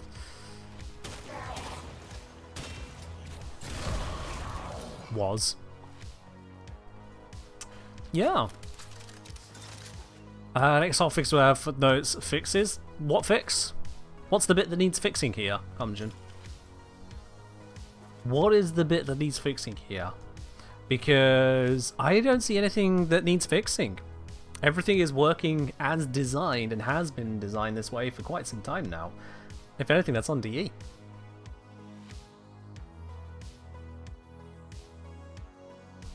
See, we've had absolute crit bonuses all over the place before now, and this is just another one. There are absolute status bonuses in places these days. There are absolute crit damage bonuses. I don't know of very many things that give you absolute damage bonuses. But this is one of them, and that is the crux of why this works. The other aspect is that whilst it doesn't work with pure damage bonuses, it does work with multiplicative, galvanized, aptitude, savvy, and shot pure damage bonuses, because those ones aren't considered pure damage in the same way of scaling. They are a conditional alternative multiplier, but only for certain effects, and that's D's only own problem to figure out. How would it affect the Azima alt fire? Good question. What the... Is it this one? Ah, yes, the login reward one, right? Yeah. Let's find out. So I can just kind of chuck this down, right? Cool, yeah, and it just does that thing for a bit. That's the thing, I remember you now. Didn't this get nerfed into oblivion?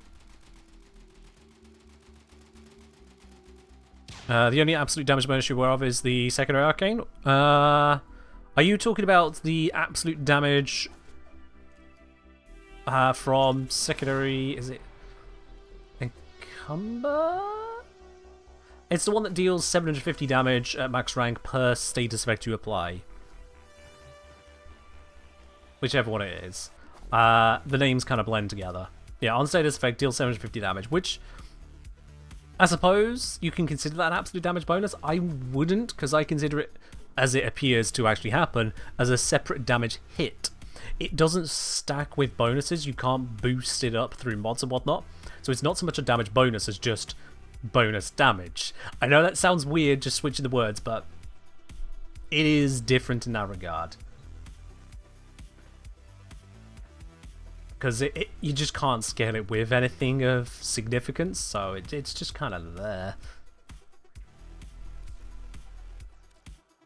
Alright, let's see what happens with this Azima. Granted, I think I have it completely unmodded at the moment, but it's more just to see what happens. So, if I took it down as is at the moment, we're seeing a whole bunch of 20s and 40s. Cute. Alright. Might as well use it to charge itself.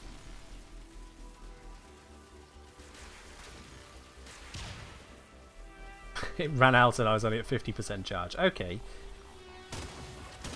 There we go, full charge. So now if we activate the buff, what happens? Well, it got the crit bonus, but it hasn't got the damage bonus. What? Huh? How can it get one half the bonus and not the other? That makes no sense.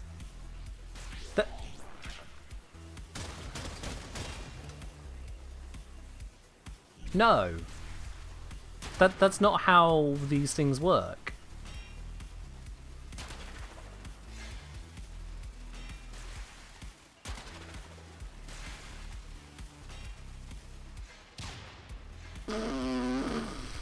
Did the damage bonus stay on direct impact only? Ah, maybe.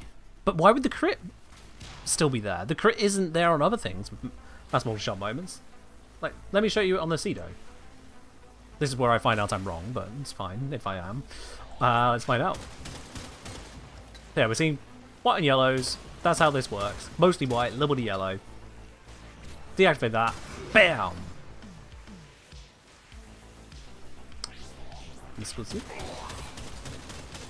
Okay, I misremembered something from my testing then. Yeah, no, fair enough. So the crit applies to the entire thing, but the damage bonus applies to a single shot of it. Interesting. I must have skipped over that. Okay. The orange was not the one with the big damage? No. So, okay. So the augment that applies to crit to the entire thing, but the ability that applies the damage only applies it to one shot of the multi-shot.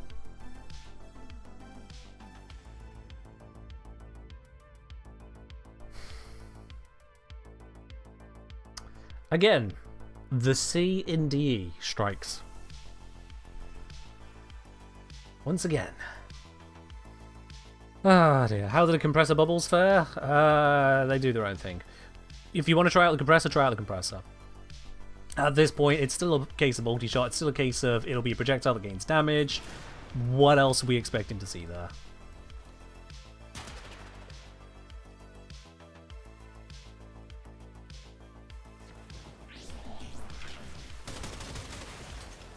Alright, so buff ready. If I just kind of... No idea. No idea what's going on with that one. But it's treating it as a bunch of separate shots. So they're not all being buffed by it. Where that first shot is going, I don't know. Because it ain't direct hit.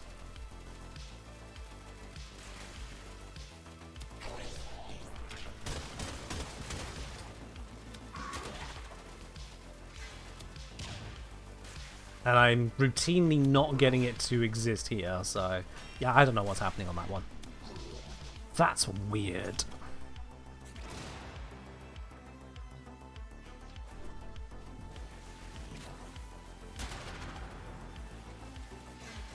Nope. Oh, does he have a login bonus one? Sinister. Fair enough. Well, that's not going to matter to this at all then.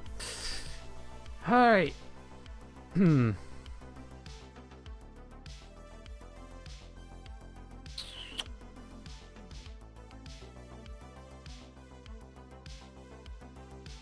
Weird. But yeah, so Pseudo Prime Go Burr, that's gaining some benefits, and it's coming down to much the same thing as I was already kind of picking up, is the Mesa's ballistic battery, despite every appearance of being a super duper kill this one target shot, its best use case is actually as a fuck it, we blow up the room one. The bigger your explosive, the bigger your multi-hit potential, the better it is. That's where you get your big numbers.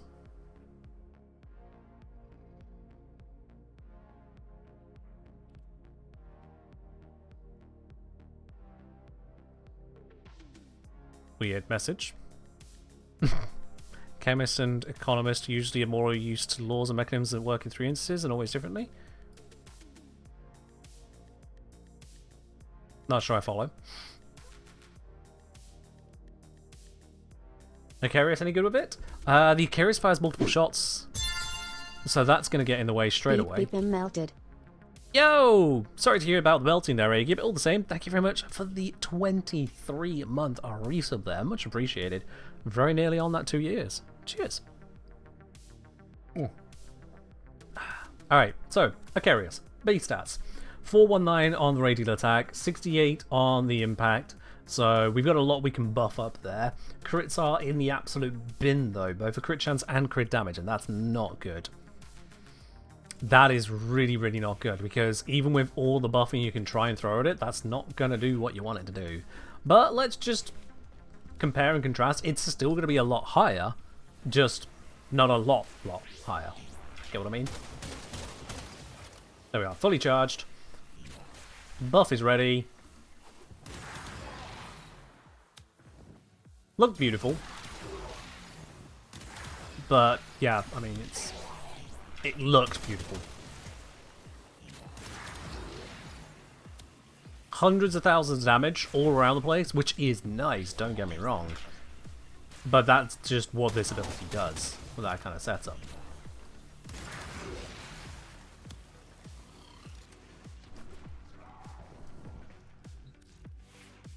I'll just say, was it a separate instance of damage on a weapon, or is it final damage added to the shot? It's final damage added to the shot, not separate instance. The shot itself carries the damage, but the way it carries the damage acts in a very pseudo-exalted way because of incorporating most but not all mods. So it ignores the fire rate bonus because it's just the one shot. It ignores multi-shot because it's just the one shot, except it doesn't fully ignore multi-shot because of the crit bonus that it does provide, as we've so discovered. It ignores additive pure damage bonuses, but it doesn't ignore multiplicative pure damage from condition overload style effects. Because why not? And this is how come I was able to, well, actually that feature I wasn't even using on the later in Canon, but with that it would go even higher. If you could.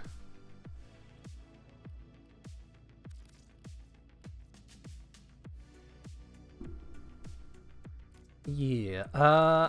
If we just bring back the Brahma real quickly there and swap this out for Echo Mac, why not? Wonder if the crit can get upgraded by Vigilante? Yes, it could be. I don't even need to test it, I can tell you that's a fact.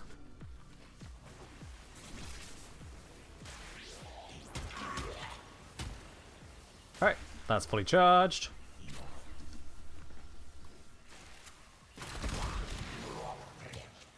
Now we got the longbow.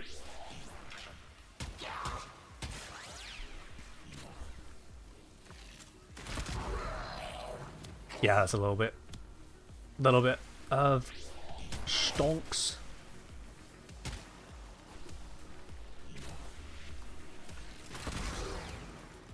Just a little bit of stonks right there.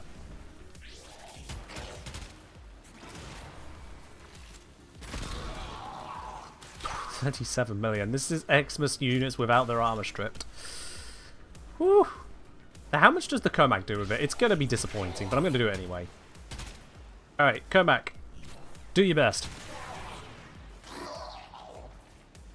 Huh.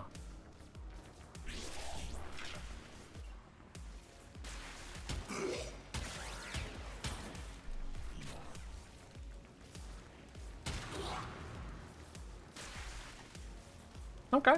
I mean, it's a fair amount of damage, but it's still not a kill. And it's single target, so, you know. Single target in this day and age of Warframe? Yuck. We tried that fight, we lost.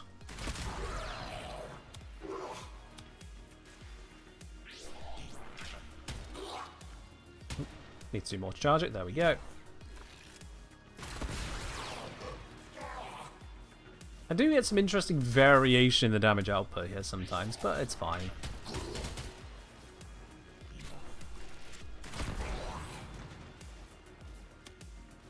Yeah. It's a fall off over distance, I think is killing it there. Let me verify something about this, actually.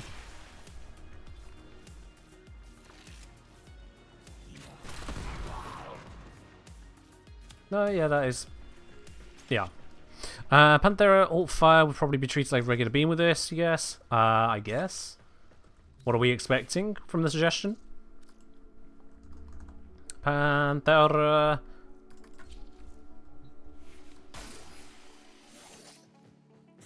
I mean, yeah, that's many shots.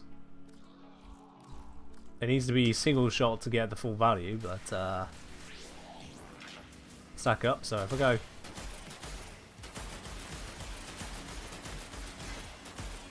Alright, it's fully charged.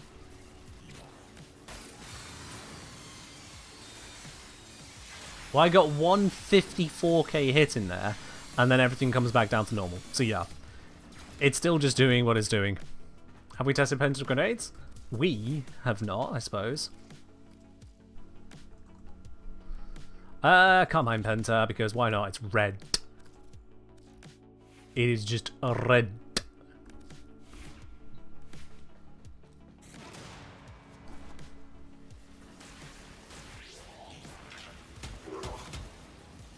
There we go.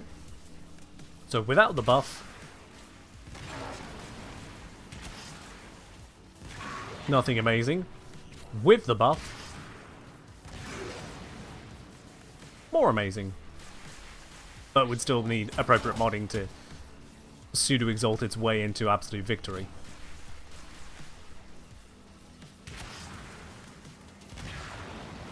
Yeah. So it works, but yeah. You need to test this with Magnetize as well.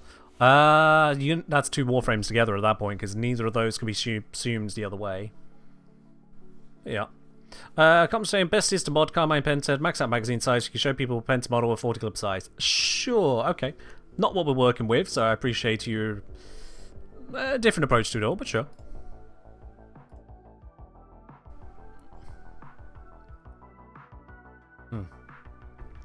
Okay. I think this pretty much covers any real consideration from it. Now, if I just grab this back again from earlier, this one's still silly. Cool, none of them are dead. Up, up, up, up, up.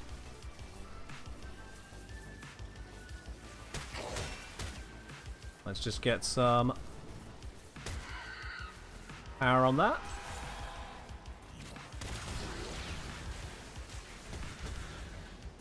Oh, the shot immediately left the area, which is not quite what I was hoping for there.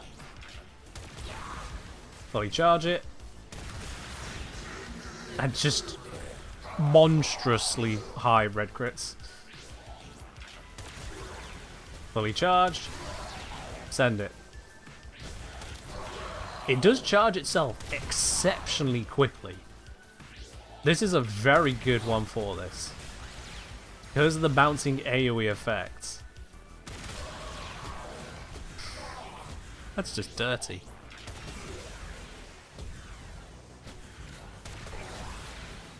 Let's put this in an actual mission. Let's put this weapon in an actual mission.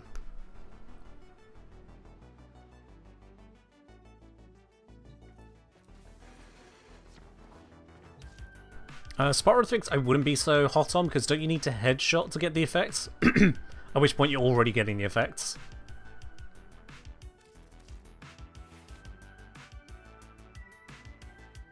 If this works on amps? Ah, it doesn't, unfortunately. It doesn't. Alright, yep, this looks to be what I was looking for. Splendid! Let's re-equip a companion. Worm Prime. Let's set it to crit support. Give me those buffs as well. Let's switch this over to the Epitaph in case I need to slow things down. And switch this to the Zoros in case I need to Zoros. Yeah, that should be fine. Yo. True, Spartrix, big crit multiplier, no crit chance. That does work in its favour for this, doesn't it? Let's pop this into here real quick and just see what happens.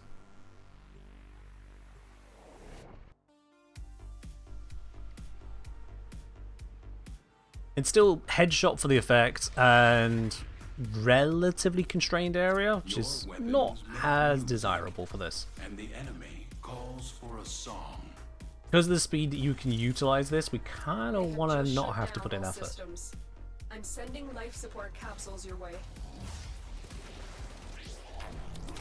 Hey guys, how you doing? Don't mind if I just set off a couple of these in your heads? Nope. Alright then. Charged? Charged. Oh my god, that was disgusting. Charged up. I'd like to aim for a headshot.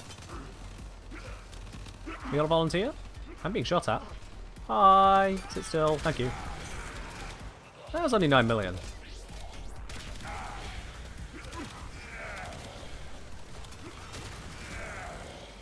Yeah, it's not actually as good as it's looking like. What buff was I stacking previously for this?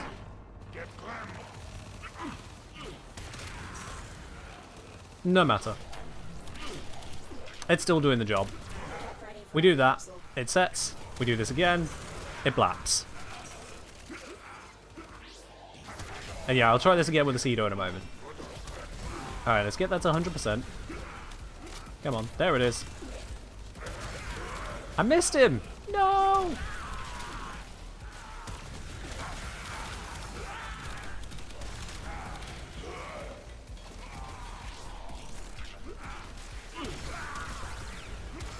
I've delivered a life support Fully charged. capsule to the area. Activating Fully it blapped. will buy you more time. Was it corrupted weak to radiation? Yes. Get those butchers off of me. And just the blackening. Is this charged? I don't like that there's no sound effect when it's fully charged. You just have to look at the UI. This feels like the kind of ability that could really do with a sound effect to say fully charged. Nice and clearly. So we have to kind of just look at that number all the time. Doesn't even change icon, it just refreshes it into a new variant with fully charged.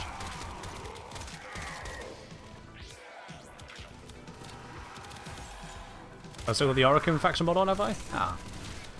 Oops, I thought this one was Grenadier faction. Life support on the way.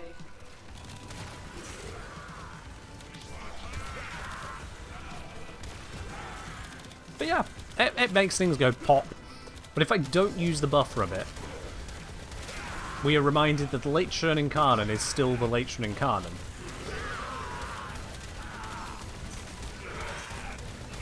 And so whilst it's not quite as immediate one-shot, most of the time, Additional life support has it is arrived. still a very keepable weapon.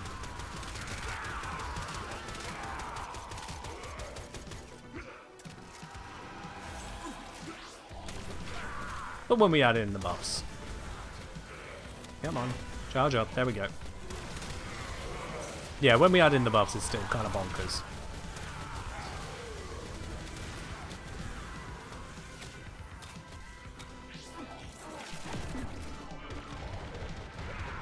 We don't mind a little bit of quiet, do we?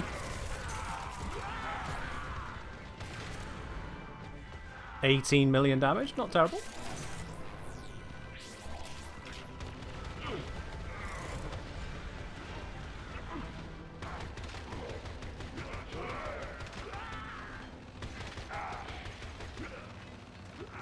Let's just get a little bit more time on the Sight 9 ability, evade.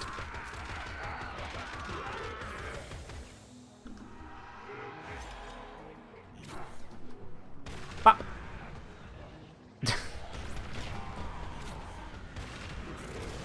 It's effective. Like, that is undeniable. Yeah, we'll get to 5 minutes, pop out of here, and then try this again with Pseudo. That might be similar. What is this if not just big damage Pseudo for the disc? Another life support capsule is now available.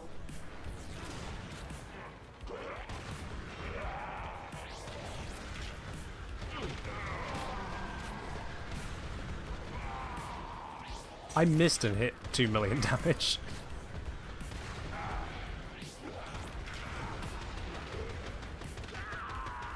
Oh, they're all looking at each other. I can't easily get the headshots. Yeah, that'll do. She dodged it, it bounced off the wall, hit her in the back, and still killed her. Go figure. Hello, Alsu. How you doing? So yeah, is there anyone who contests my identifying this ability as the last pseudo-exalted at this point? Given the interactions, the features, the buffs, everything it kind of brings to bear? Yeah, I'm doing alright, Alsu. Diving into the curiosities here with Mesa.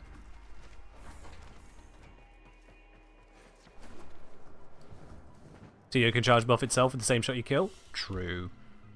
A valuable lesson. Yeah, if you cast that quick enough, it will work, won't it?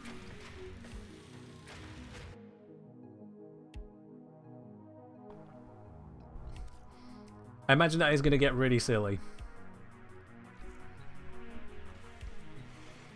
You heard something about Shatter Shield using some secondary arcanes. Didn't verify though. Fair enough. I did notice the secondary fortifier on regulators was triggered when Mesa did a bullet jump, even if Peacemaker wasn't active. So go figure on how that all works. But yeah, Shatter Shield tech I don't expect it to achieve too much because enemy self-damage is unreliable in the first place, and it takes a lot to scale that somewhere useful. Octave you can do it, but it ain't great. So let's grab Seto. Let's see. Yep, this was the setup. Let's just switch that out there. I'm sure there are people complaining at the idea of having to use a faction mod. You don't have to, it just makes things better. Any of these going to be more effective for us? Probably not, to be honest. We don't want any of that lot. I'll just leave it on Blight, it'll be fine. Alright. Let's give it a whirl. See what happens.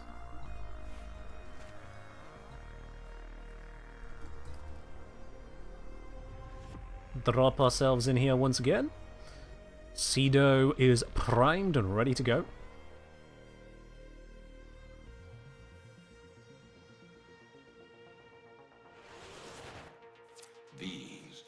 Now we got this room to start. Okay, not great, but it is what it is.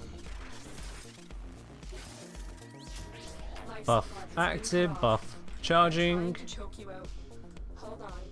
I'm sending auxiliary life support. Badge charged.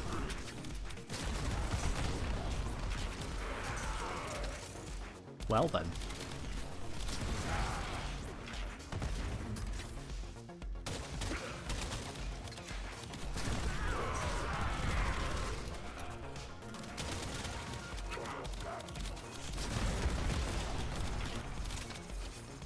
I'm seeing white hits? Or am I looking at that wrong?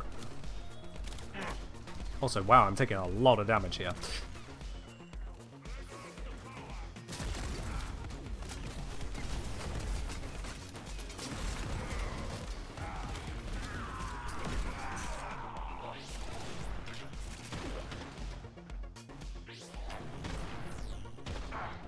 Yeah, I've got their attention off of me for a moment. Let's see what happens now.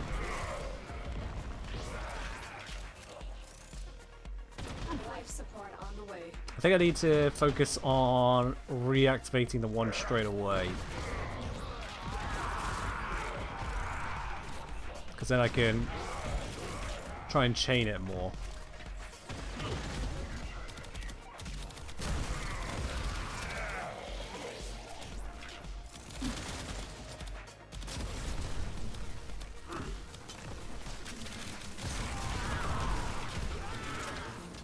I've delivered a life support capsule to the area.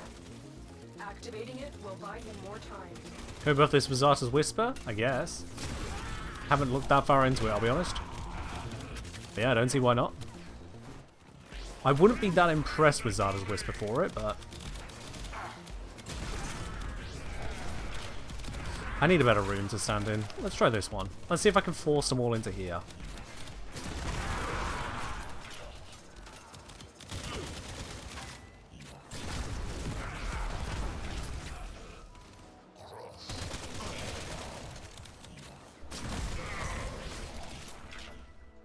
Who's behind me? Someone very dead, that's who.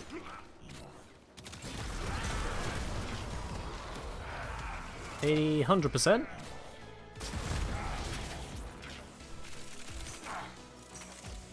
Grab life support, bounce back in. Life support incoming.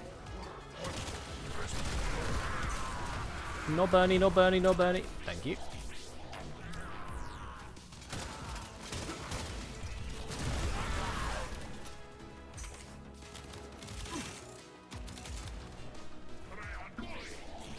It does feel like I'm jumping through a few very oddly shaped hoops to get this to work, but it is working.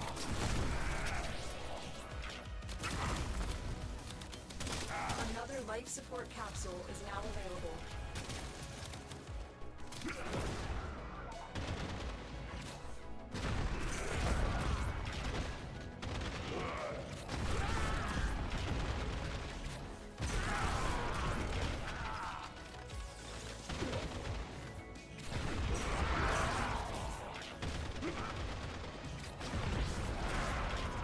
There we go.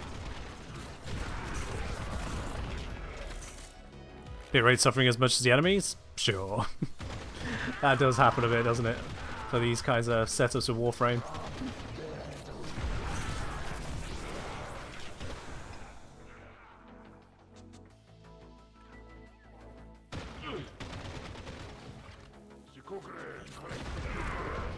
Now, in case you're wondering why these enemies aren't reacting to me, I have Glow Cloak enabled. So, as much as I don't really look invisible, I am actually invisible at the moment. It just makes it a little bit easier to see the frame.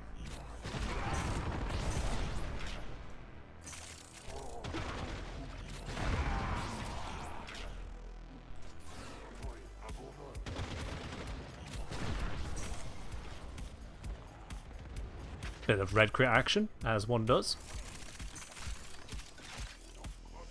Ah, we've got Malice inbound. Okay.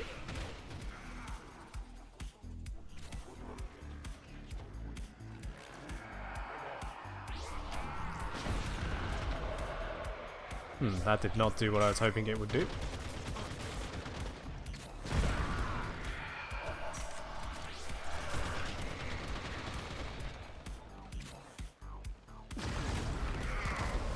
Yeah, Malice is resisting this.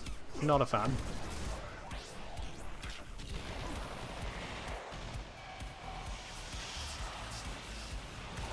There we go. Alright then. Malice has been dispatched. The raid is off to a successful start. When you are ready, go to extraction.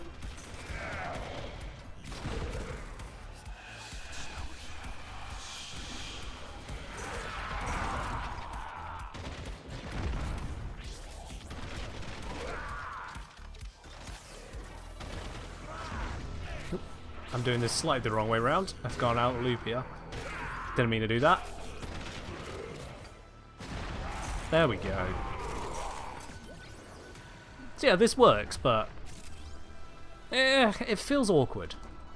It's powerful, don't get me wrong. I'm just saying from a feeling perspective, it just feels awkward. Don't know why. I really can't put my finger on it because it's not functionally different from a lot of the other setups, but for some reason it just feels awkward. It might be the tile. It might be the tile.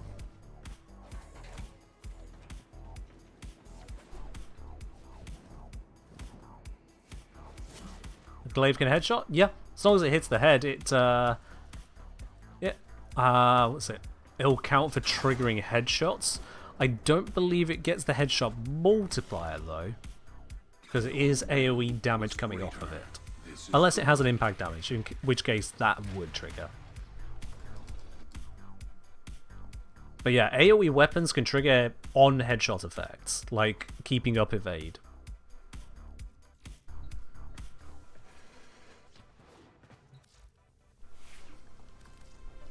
For sheer lazy effectiveness, so far, I'm still in favor of the Brawler approach.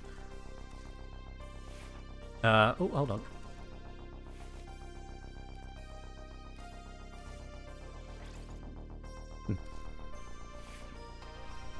Have I ever run evade on Gauss Vicarious? No, I haven't. That's a very specific combo. Hey, if it works for you.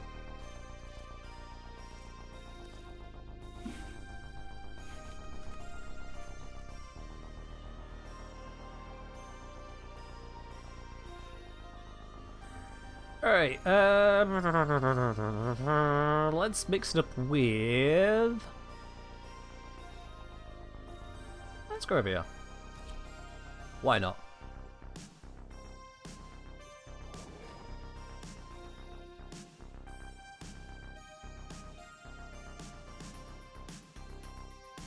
The art of combat Goddamn flashbang. must be practiced Seriously, why? to truly master the Why canvas does of any war. source of media do that? Who wants their screen to just be flashing Just shut down all full systems. brightness white of them on Sending demand life like support that? capsules your way.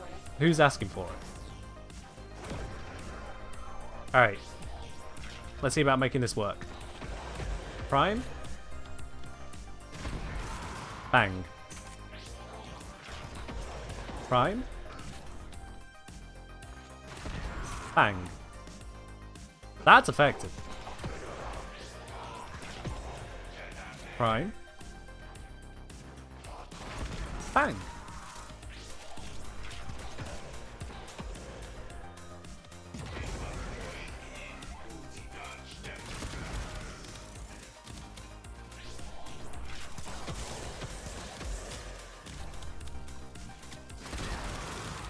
Yep, that is effective.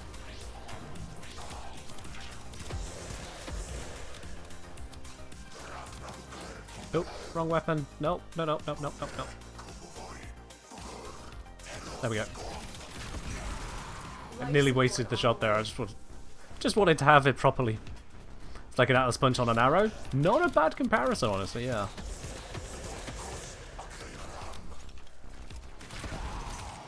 Boom.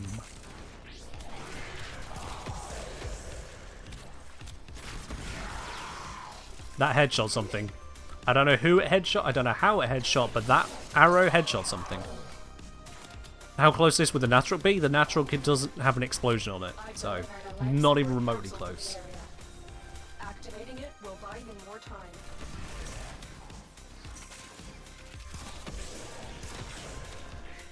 Also, fun fact, you can charge it up with the Zoris, despite it being melee. It counts. So I can do this, but that also kills the enemy, so it doesn't look as cool. It's using the epitaph for it.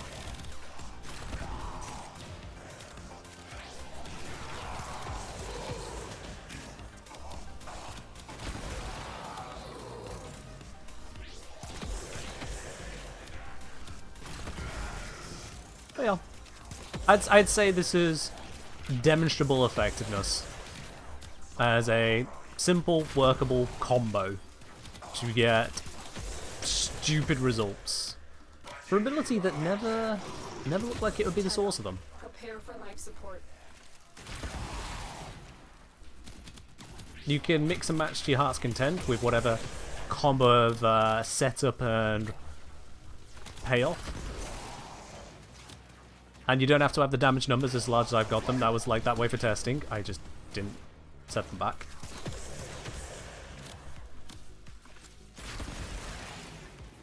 But yeah, the effects are there. I'm just aiming at the ceiling or somewhere close to it because that is sufficient for triggering the headshot condition of longbow sharpshot. If you aim high enough up, the explosion will hit something in the head.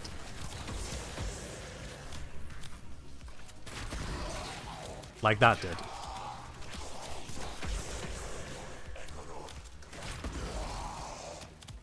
It's just daft. Yeah, let's make this look a little bit more visually normal. Hello, Unknown. Welcome on in. We'll do that, and compact damage numbers. There we go. This will be a little bit more manageable.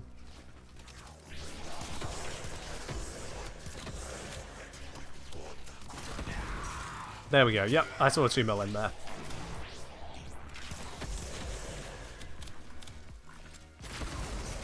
$26 mil.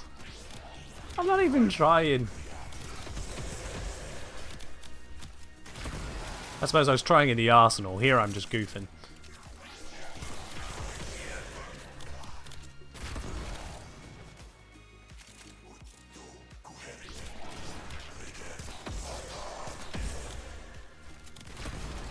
There we are.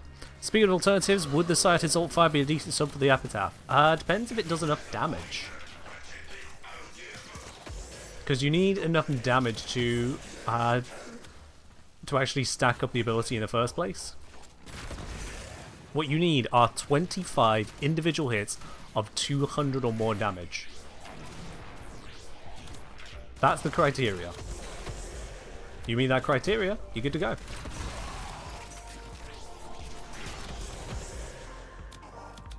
And this can include status damage.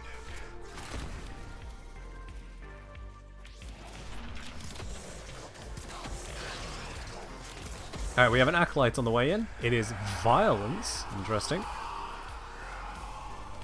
I just used the wrong weapon there. Our operative is making progress. Damn it! This No! will help our cause. When you need it, extraction is ready.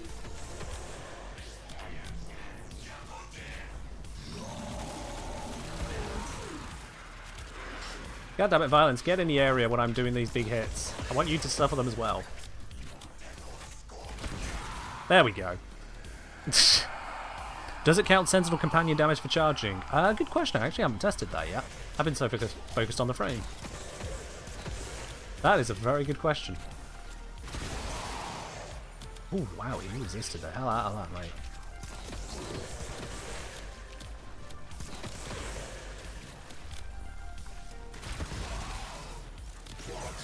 That'll do. Yeah, let's get out of here and then set up a companion test real quick, because I want to know about that. Is the Falcor or Zorus stronger with melee influence? Some arguing in Clam, not familiar with Falcor very much. The Zorus is a very powerful glaive. I don't see how the Falcor would beat it. I'm open to hear the arguments and weigh it up, but off the cuff, I would say Zorus. Why would the Falcor be better? It is done,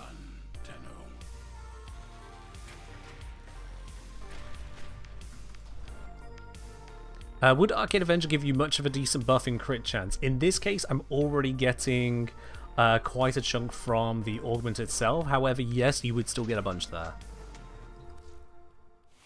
So yeah, the augment is giving me 106%. Avenger will give you over 45%. And don't have it on this setup because I'm using other things. So yeah. Would Arcane Hotshot be better than Avenger for this setup due to heat with Null Star priming? Okay, so you're subsuming on Null Star to prime with Null Star for heat. to then use Arcane Hotshot, which is admittedly expensive arcane, which if you do get the full effect, then you get a 300% additive to mod benefit to your crits. So long as your crit chance is over 15%, I think that works out for you. But you do need to make sure you're actually meeting the criteria for it to work. Yeah. So you need to be constantly using the abilities, which we should be for this setup, so that shouldn't be an issue. You need to be inflicting heat with abilities, so yeah, you're gonna have to use your null star for that. That's taking up your subsume for that, when you could be subsuming something else, and then just not using hard shot. Bit of a trade-off there. You were saying it has better AoE since it chains better or something, so it spreads melee influence better. Captain saying you can get 12 times bonus indefinitely, so lean into that personally. What are we talking about with, first of all, Zorus keeping the 12 times, that means you're never heavy attacking. Why would you do that? Versus Falcor, better AoE due to chaining better. What am I missing? Falcor in the wiki. Let me just get the wiki to tell me what's going on with this one. Bounces up to 3 times, travels up to 30 meters in charge, 40 meters fully charged, damages those in path, blah blah blah blah blah. Okay. Enable 1 minute punch through. Right. Okay.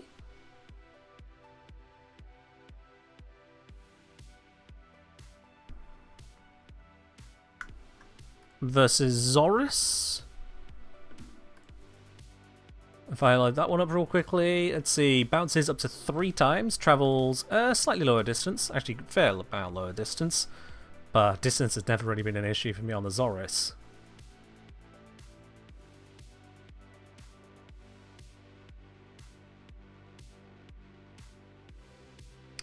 As I'm saying, it has 40% serious chance, also auto-aims, even without abusing bounces, still better than Zorus.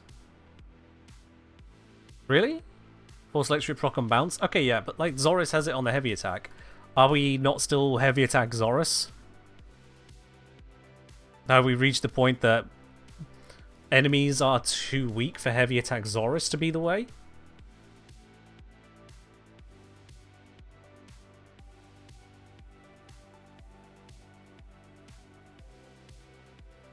Both good on influence? Yeah, people are arguing not if they're both good, but which one's better. So I get that Falcor has it on the bounce, Zorus doesn't. That's what I'm picking up here, yeah. Charge throws have force electric proc, explosion is force electric proc versus Zorus. Charge throws, no mention. But heavy attack has the force electric. And impact for some reason.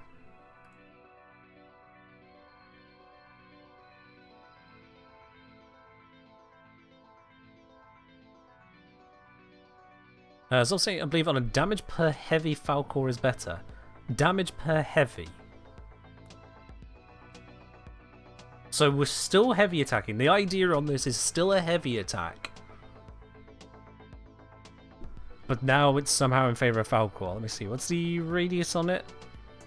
So it's got a fall off of... Loses 40% over distance with a radius of 6 meters. I'll throw in bounce explosion. No, I want charged throw bounce explosion. Recall explosion. Right, here we go. Yeah. No fall off. Range 6 meters versus Zorus. Again, though, fall off range 9 meters. Zorus is 1k damage, 22% crit chance, 2.4 multiplier. Whereas Falcor is 1380 on the damage, so that's higher. Crit chance 16%, so it's down. Crit multiplier 2 times, that's down. Status shouldn't be relevant because it's guaranteed electric proc.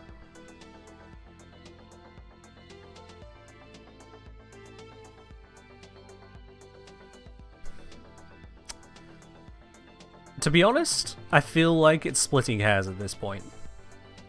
The Zorus has a wider AoE, that is indisputable, it just has more AoE. whilst the Falcor does bring about more damage, it has lower crits. Given the nature of how some enemies can resist non-crit damage, or at least more vulnerable to the effects of criticals, and given that wider application is usually better, I would have still said the Zorist looking at these stats, but if people enjoy the Falcor, people enjoy the Falcor.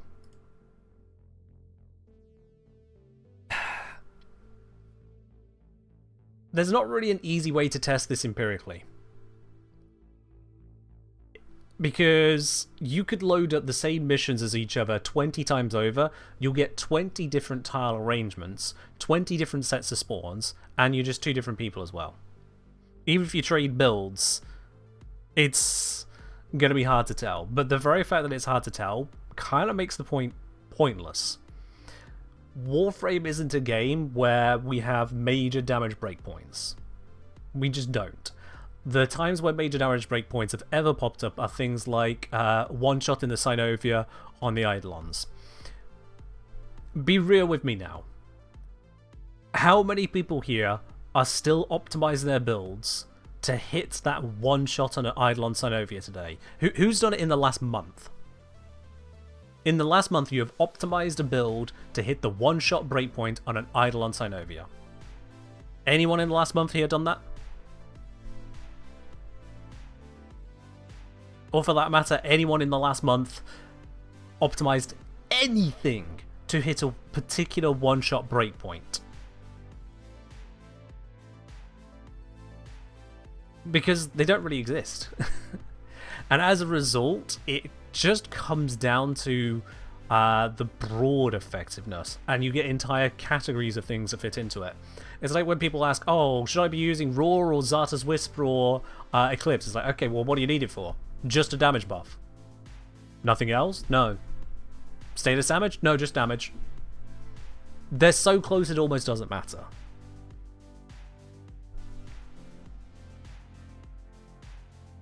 So yeah, usually we're at the point where application is the better effect, and again, Zoris has the higher AoE, but melee influence goes, that's a cute AoE.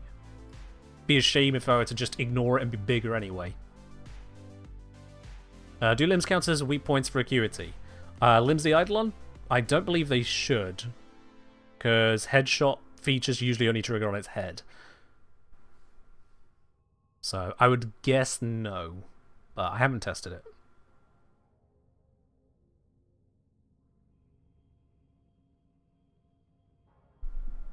So yeah, the whole Falcor versus Zoris thing, honestly, if you prefer the Falcor, use the Falcor. If you prefer the Zoris, use the Zoris. I can guarantee the bigger difference is going to come down to the modding and the user of it. The actual weapons themselves, look at those details. I'm surprised at how close it is, but it's close. So player is going to matter more, far more. They even have identical charge times, 1.19 seconds. Yeah, it's a wash. It really is a wash. The whole 38% status chance base on Falcor versus 20% on Zoris doesn't matter because the guaranteed procs anyway. Isn't Zoris range larger? Yeah, that's what I said. It doesn't fly as far innately, but it has a wider AoE. And again, still doesn't actually matter that much. Naturalbot saying QT does not work on Eidolon limbs. Well, there we are. At least my guess was correct. But there is that. Right. In terms of utilizing this then, this is what I've been using so far just for the messing around. And I'll be honest, yeah, I've gone off of Aid. It's not doing what I need it to do, so I'm just going to rip that out of there. That can be Eclipse. That can definitely be Eclipse. Reason for Eclipse here is that Eclipse is cheap, and Eclipse can also give you a damage resistance buff if shit starts to hit the fan a bit.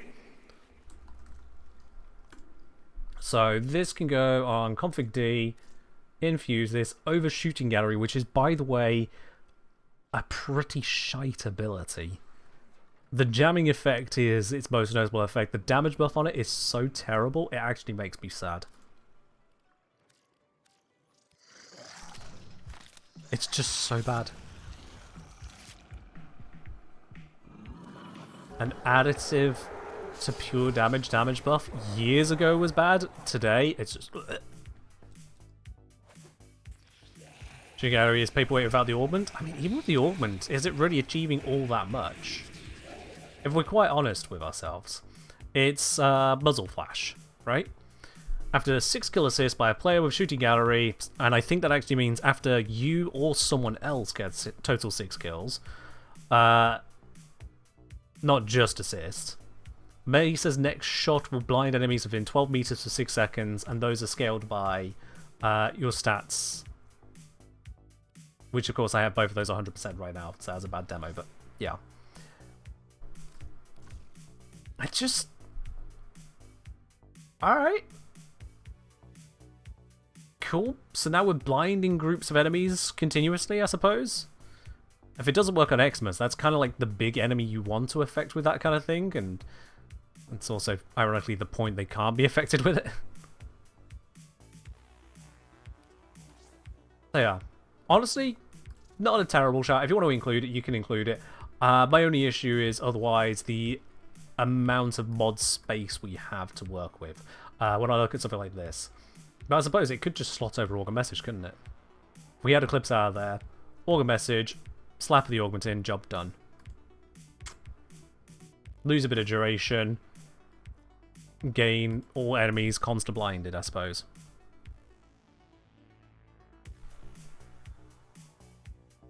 But yeah, in terms of keeping Mesa alive, usually Shatter Shield, Adaptation, Prime Redirection has done the trick for me. Prime Flow Equilibrium, because you want to have the energy support. It's a really big deal. Especially makes it where you can go into Peacemaker as needed. Now, this setup is low efficiency, which means that Peacemaker is still draining 13 energy per second, but this setup was much more focused around Ballistic Battery anyway, with that as a backup plan. So... Peacemaker as a backup plan is fine, but it's still better to have that as a backup plan than to have Shooting Gallery. Shooting Gallery just sucks. As Up say, it makes more sense builds not doing face tanking, endurance build a moment to guess.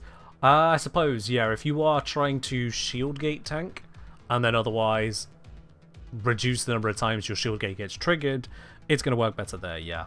You're not wrong. I suppose even in ETA, EDA, that's probably going to be better, because the damage does ramp up in there. This has been my go-to, minus whatever fell off of there. What fell off? It's a depolarity. What fell off? Adaptation. There we go. Oh yeah, it's trying Staggering Shield. Which also... I'll be honest, disappointed me.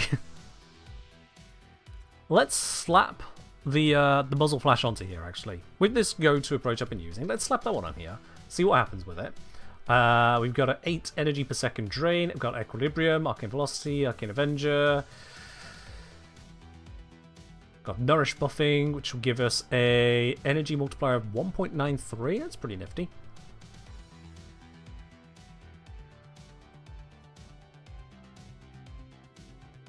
Yeah, let's give it a whirl.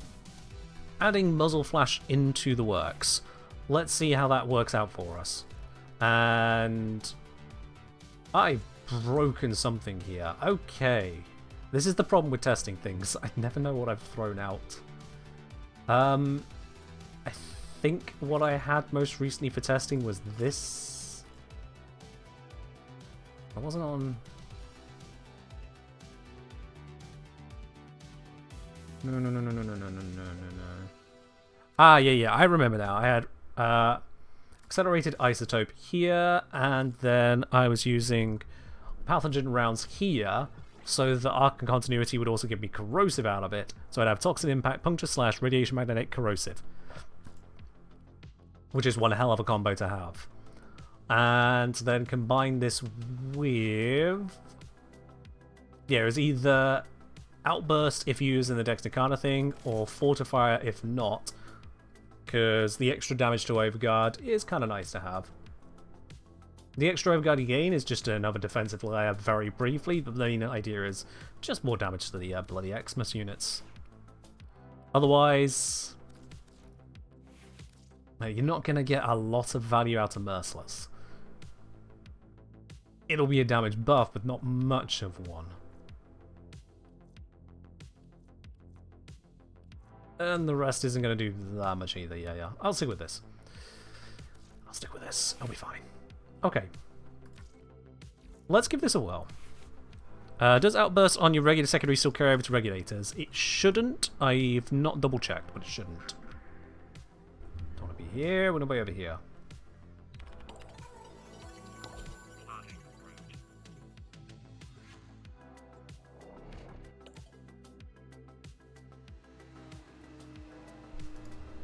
Hello, Raptor. I've had a good Wednesday. Hope you've had a good one as well.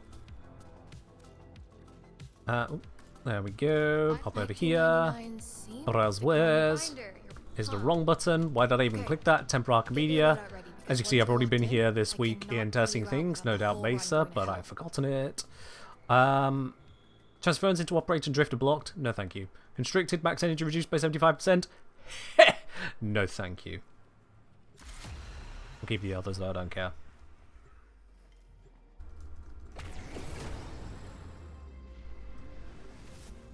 You think shooting galleries damage bonus would be fine as multiplicative? Honestly, yeah, because it's less than subsumed raw. Even on a pure damage, direct damage focus, it's still less than subsumed raw. And it then doesn't affect status effects another time over. Statistically significant. I'll know when I can spot a peely fix. Get your equipment ready. Let's get this going. The cat one shot at Kuva Brahma. I forgot to switch out my primary and secondary. Hope I don't need to use those. I brought one arrow. Better be enough.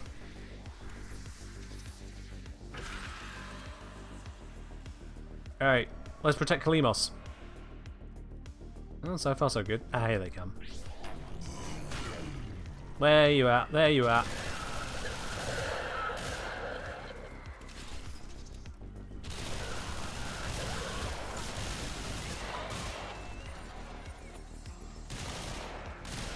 Come on, I need energy.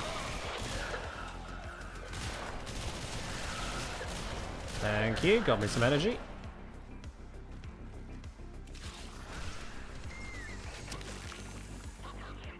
Let's roll this over to the kitty. Re-up my buffs. And continue firing.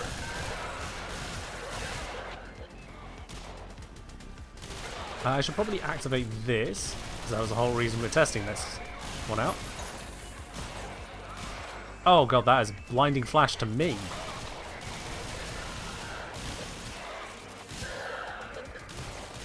Okay, so I get massive blinding flash for something that's supposed to blind enemies, but when I want to know if my ballistic battery is fully charged, it just quietly puts it in the UI. Who came up with these decisions? Why? Huh?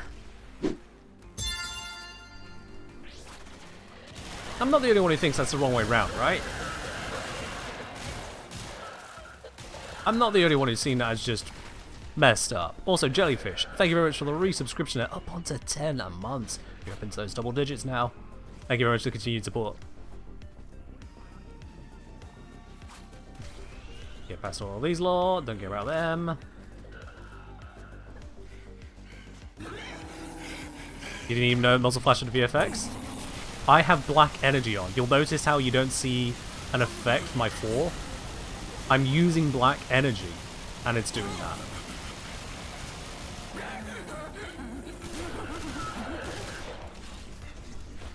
Pick this guy up.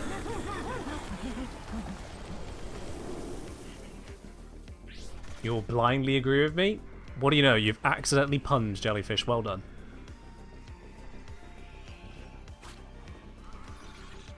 Okay, well, the jump failed successfully.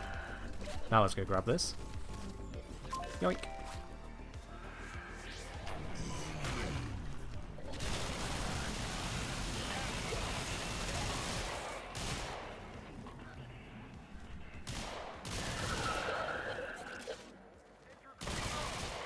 There it is, that flash. What are you doing here? Weird kitten.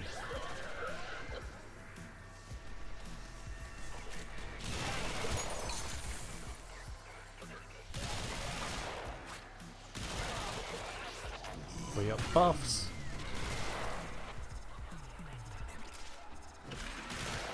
Apparently I've been playing for over an hour, guys. Ooh, gotta watch out. There's the flash. There's the flash. There's the flash. With black energy colour. Gonna show the setup after I'm done. I'll be putting together a full video for this once it's fully designed and optimized. You can look forward to that video. I would like to have it done tomorrow, but I'm not going to make any promises, I'll be honest with you. I know how long it takes me to make videos. I'm not very efficient at doing so. It is my biggest weakness as a creator. I just take a long ass time to make stuff, I know.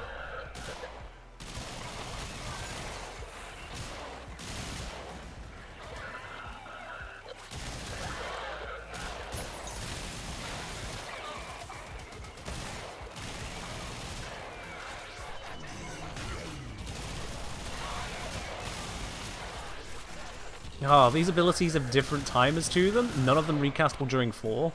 And none of them recastable during their duration is honestly a little bit frustrating. Too many timers, damn it. Oops. Pick it up. Thank you.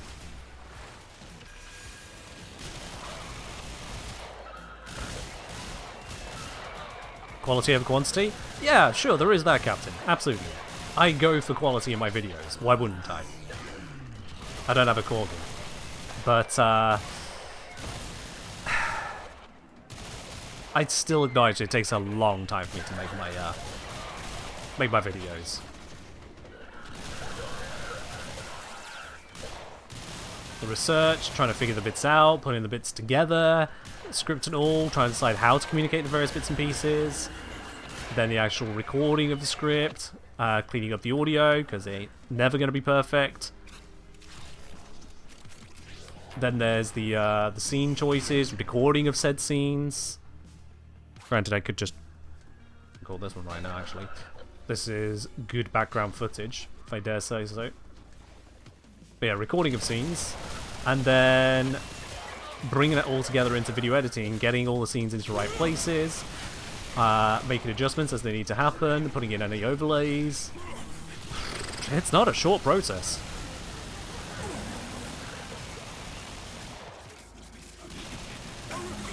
And the thing is that because it's all isolated guides, it doesn't really carry over from one to the next. There's nothing I can really utilize time after time again. It's all completely new, which is great for you guys, you know, you're not wasting your time watching something you've already seen. But it's not like I'm just sat playing a game for 5 hours, take some clips and do a montage.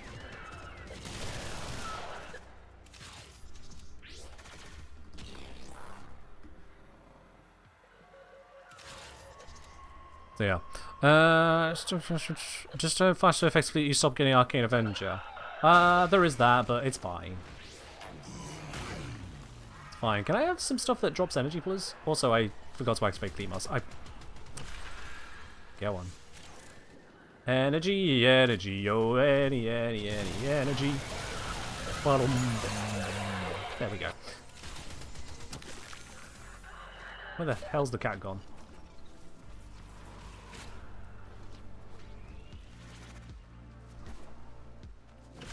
Wow. Don't go running off. Oh my god. I thought you wanted to be here. You just came here. Ugh.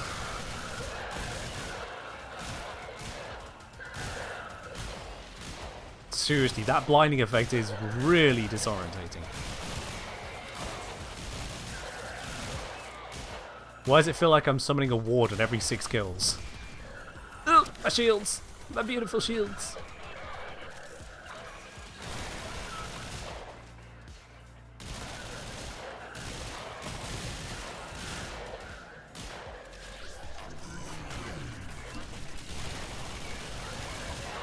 And I can't tell how much of an effect it's actually having for me. Which is, again, part of the problem. It's such an empirical thing to test rather than numerical. Is it saving my life? I don't know. I am noticeably full overguard, but that could just be me keeping on top of the threats. Because gonna go burr. The Legocytes spawned, they've gone invisible, they're somewhere over this way though, so we'll just hunt them down all the same. There you are.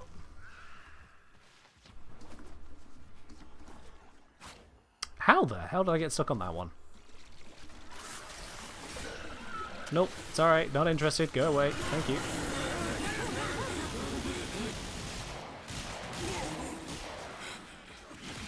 Shit, they use their invis while smelling! My worst nightmare!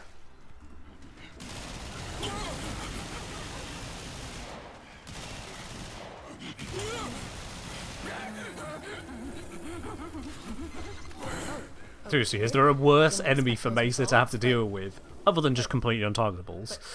Not counting those, but a worse Okay, I know what to do legitimate target, the one that goes invisible and comes into melee. That is bad juju for a Mesa.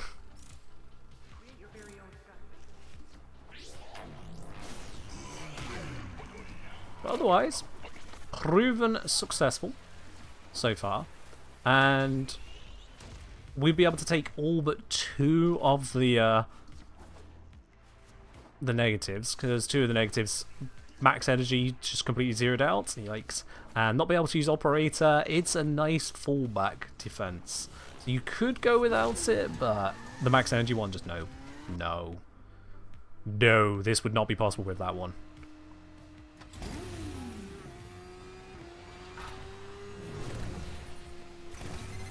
This is like the concert of 1999. The temporal ripples from this one event are off the charts.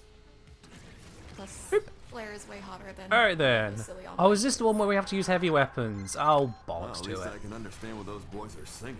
Alright.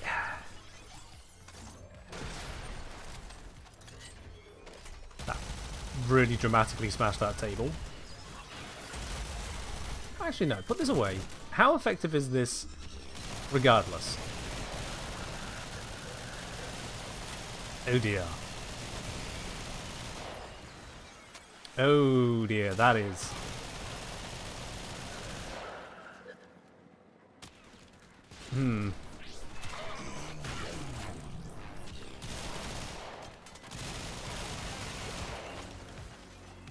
Well, it is killing, but my god.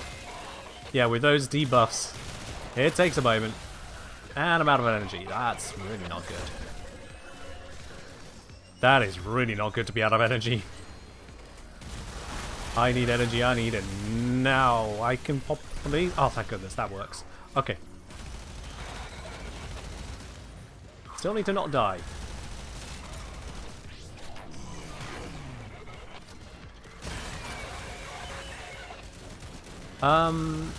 I've not been looking after Temple. Shit.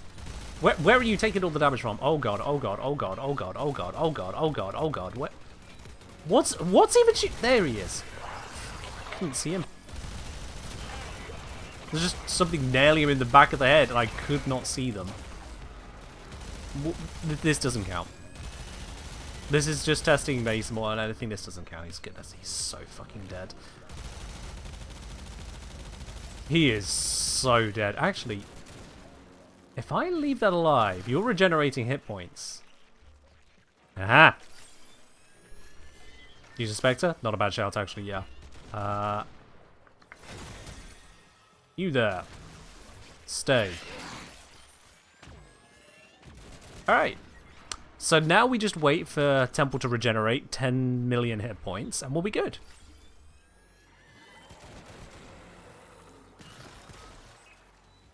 Hi. Yep, this is successfully doing nothing. This is good. All right. I'm not on Vazarin, am I? No, I'm on Xenoric.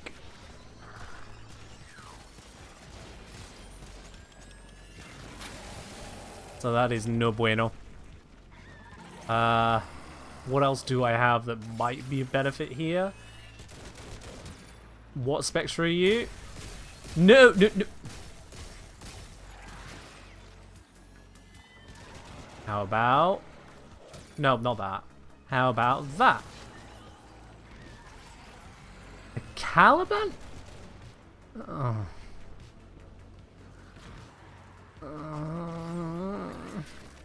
Okay. Well, I've not got a lot of options. Apparently there's a lot of... Is this friendly? Huh.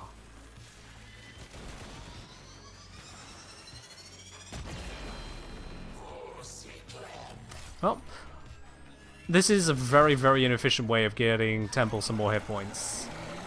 I'll be honest with you. I don't think this is going to work out long term, is it? Do I have anything on that would help? Nope, nothing there. Okay. Yeah.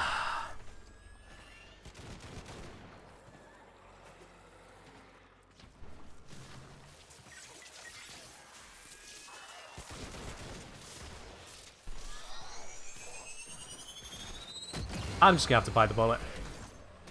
They ain't getting through this one. We ain't getting through it. It's over. Let's just see how far we go until it's really truly over. Summon everyone. Everything on board. Everything I can add to it. Every defense. Everything that can help me here. Calling in every damn favor I have.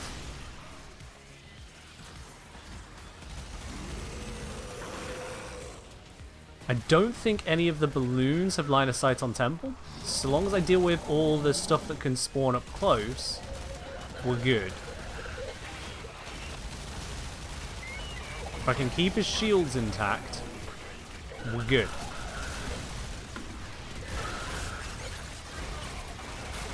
I don't expect this to work, but I'm trying it anyway.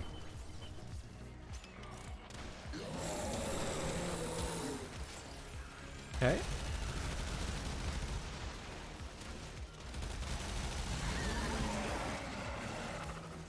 And then there's something over there, but I don't see it.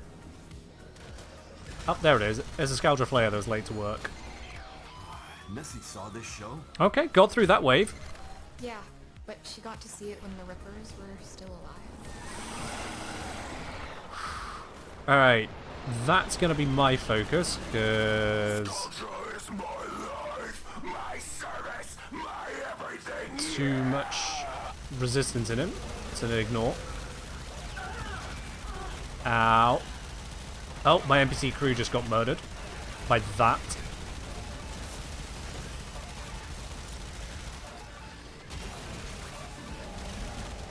Come on. Why did it suddenly get faster? Oh, I got it, I got it, I got it, I got it, I got it. Oh!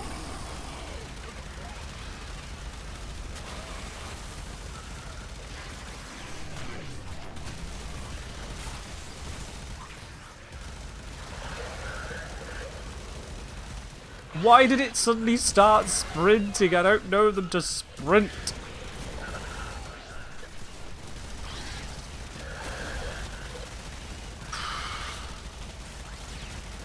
If I manage to get through this mission, it will be a bloody miracle. Given the mistakes of Wave 1. Also notice keeping it interesting, right? Alright. Ah! There was 2 Blitz there? Shit. Shit. Shit. They're killing them all. No. Everything's dead. I've got nothing to revive on. I didn't see there was 2 Blitz there. Well, that's done. Alright, whatever. Waste you my data, and not in a good way. I saw the 1 Blitz charge up and shoot. I thought I could just tank it and kill it. I didn't see there was a 2nd Blitz to immediately follow it up. Ah, that's unfortunate. That is unfortunate. Oh well, whatever. Yeah, I don't think there's much of anything to handle that one, but hey. Ah well. Thing is, I know I can go through all 3 of those missions amazing because I've done it earlier in the week. as evidenced by the fact that it's got the partial progress. I just flopped it. Oh well. Oh well. Excuse me. Evidently need more of this.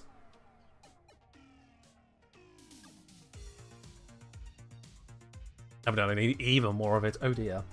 That is problematic. Just a reminder, y'all, we'll be doing the Platinum giveaway shortly as well on this stream here. 75 Platinum out to any one person on the stream. Doesn't matter if you're on PC, Xbox, Switch, PlayStation, or on mobile. Could be your first ever message claiming that ticket.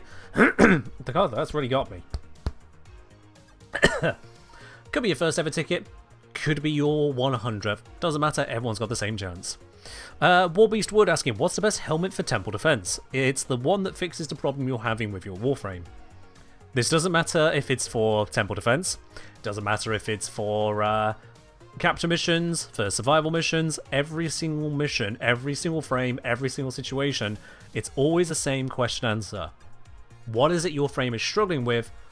Pick the helmet that fixes what you're struggling with. That's it. Every time.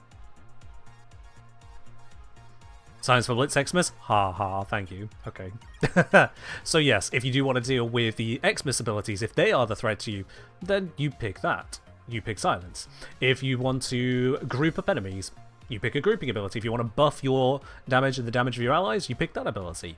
Whatever your Warframe could do with having, and currently does not, that's what you helmet. Defending, keeping Temple alive in particular, well, you can't really heal Temple in any way that actually matters. So that's out, and most of the major defensive abilities, like setting up massive walls, aren't available through Subsume.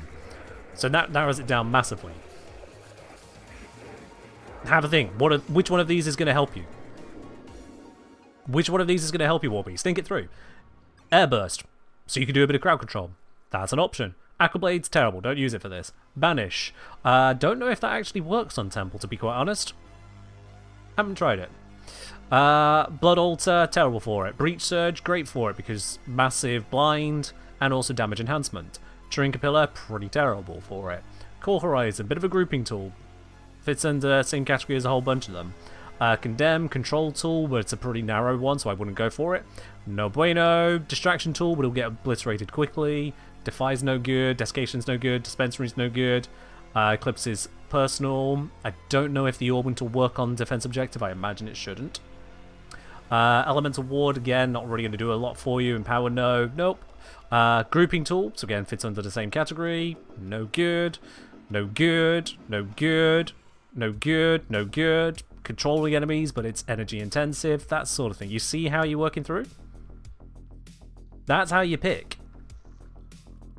Find what works for you, and the answer is there's usually a few answers. No one answer is always the correct answer, so pick it. Dig through and see what works for you. Can Trinity still heal objectives? A bit, but not amazingly. They, a while back now, made it where defensive abilities for healing objectives got massively downscaled in how much they heal them.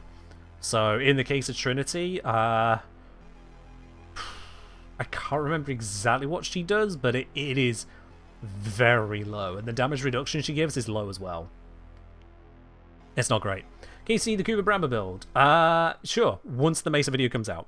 Needs optimization. But it's a build specific for the Mesa setup, so just hold on that. Had a thought, isn't Jade's healing power percentage based? A lot of healing powers are percentage based until it becomes a defense objective healing power. Then it's not. So, yeah, maybe I'm saying Trinity's one is locked to 500 hit points over 5 seconds. It's a 100 hit points per second is a terrible, terrible heal on something that has tens or even hundreds of thousands of health. So yeah. Is it the last remaining or the last you're reviewing? Last remaining? Oh, in terms of pseudo-exalted abilities, it's the last in existence. It is the last in existence. Is there a reason to no use Epitaph Prime? Yeah, because I had Epitaph modded and ready to go. So I could set up the Epitaph Prime and work it through, but Epitaph is just there ready to go and does the job. That's the reason I'm using that one. But yeah, the last pseudo-exalted ability in the game, as far as I am aware, and I'm stretching the definition of pseudo-exalted to make a slightly inflammatory or clickbaity point, is Ballistic Battery. Ballistic Battery might as well be considered a pseudo-exalted ability. It has its own damage stat and doesn't care for the damage stats of the weapon that it's building from, but it uses specific weapon modding to actually make the ability deal the damage you want it to deal. It is, for all intents and purposes, a pseudo-exalted. The only difference is that the ability itself doesn't do the damage. You don't do ability damage. It is still a weapon buff, so it's treading the line. A bit.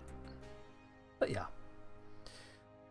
Alright, to be honest, I've got over the various bits and pieces with Mesa, and I am completely out of drinks and would like to get a refill, because it is still...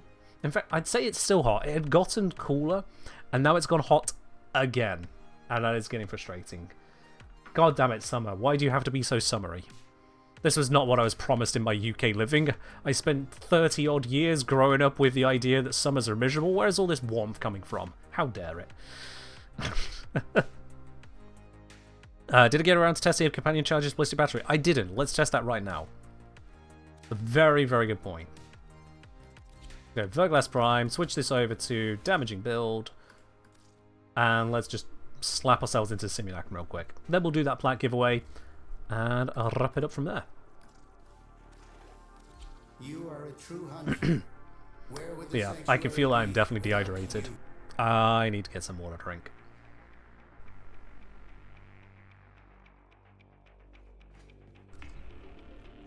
Hop into here.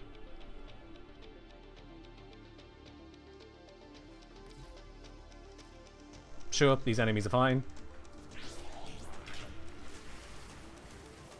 Companion using that beam is not charging it. Whereas if I do this, instant full charge.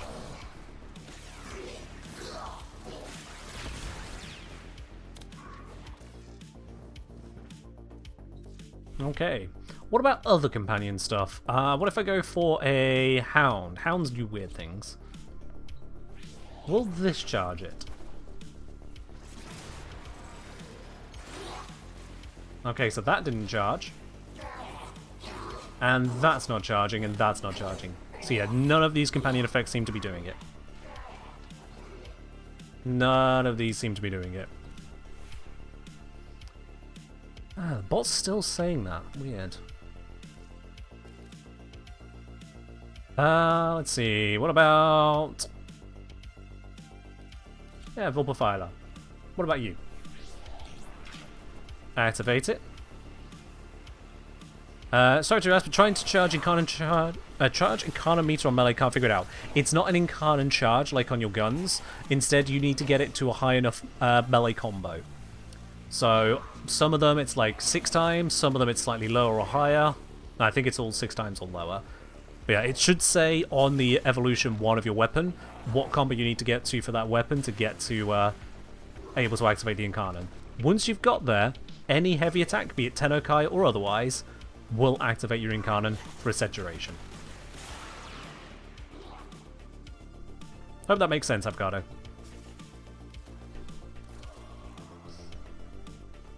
Yeah, it looks like companions are completely unable to charge up a ballistic battery. Tried variations, none of them doing it.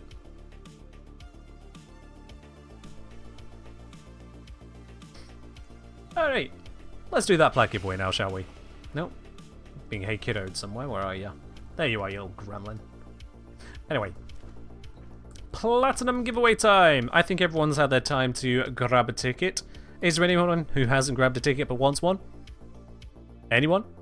Nope. Excellent. Alright, let's do this. I know you didn't have time to respond. Don't care. You've had the stream to grab the ticket.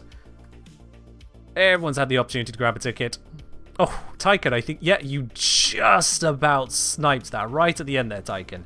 Right at the last moment, you grabbed that ticket. Captain Ravioli, Lovendeer and Avocado, however, a little too slow on the draw, sorry. We have been running this one throughout the entire stream, but don't you worry, you can join in on future giveaways as well. Next one will be on Sunday, because there's no Friday stream. But of those of you who did grab a ticket over the last few hours, the winner today is going to be Scravy Gravy. Scravy Gravy, congratulations, you are the winner of the Platinum giveaway today. I'll be contacting you after the end of the stream to get a hold of your Warframe username, your platform, and if you got cross-save turned on or not. In fact, there's Scravy Gravy now with it. Nice. Your entire contribution over the last few hours, well, you've not been here that long, your entire contribution over the last few minutes is just a ticket and nice. Did a rap tap tap not go through? Yeah. You know what, let me just do another one. Let's see what's going on with that. Maybe I was too loud. Rap, tap, tap. Okay, I definitely did not hear that earlier. So there you go. There you go. I used 10,000 of my infinity spanners to do that for you. Alright, so Scravy, let me just send you a quick smiley face. There we go, the Mirror Lab special. You should have that now. So Scravy, if you just reply to that DM there, as I say, with your Warframe username, platform, and cross-save if you've got it on or not. Because no, it just doesn't like you personally. Well, you know, Ellie, sometimes these things break. Sometimes the man in the wall just gives you the middle finger. That be the void. That be the void. Anyway, I think it's about time we raid on out of here. I know, it feels like it's only been a few minutes, but it's actually been a few more. Who are we going to raid on into today? That is the eternal question. One to which I never seem to have an answer ready to go for, but that's just how things are. Warframe category. Let's have a look then. Wow, that is a lot of VTube today. My, oh my. So the Xenos we can pop on into. Always fun to pop over to the Xenos file.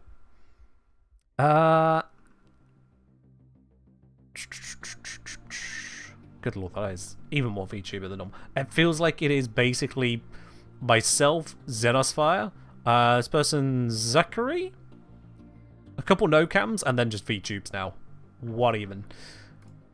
Wow. Wow. Alright. So yeah, we're gonna go Xenos. And in case anyone's wondering, almost every time, not every time, but almost every time I've raided into a VTube channel, I'll be quite honest, it's either been a very mid experience or it's been less than mid. So, just as a matter of personal preference, I just don't. I have to bite the bullet one day. We have occasionally raided into a VTuber where it's gone well. But by and large, it's not my choice. It just...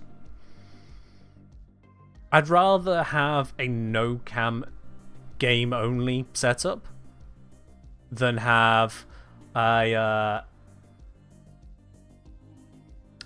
very uncanny valley boober model bouncing all over the screen. But if cam's on, you can also actually interact with the person more. It's that direct interaction that takes it from a video to a stream, as far as I'm concerned. But hey, raid is set. I've had my controversial hot take once again. Let's raid on out of here. We're heading over to Xenosphere. Thank you everyone joining in today. Those of you who are going to 10 VIP in London, looking forward to seeing you there. Absolutely do feel free to pop on up to me as soon as you see me. Don't need to, well, I mean, you know, don't barge in front of someone else, but aside from that, I'm going there to meet you lot. That's the whole point of it. So I swear to God, if it comes to Saturday, I open up the Discord and see someone in the general chat going, "Oh, I saw Kenjnir, but I didn't feel like saying hi. I wasn't sure, but now I regret it." I'm going to swear at you. If you put a regretful message of, "Oh, if only I said hi," I'm going to swear at you. You've been fully warned this time. All right, that's all. Let's raid out of here. I'll see y'all when I see you all. Bye bye.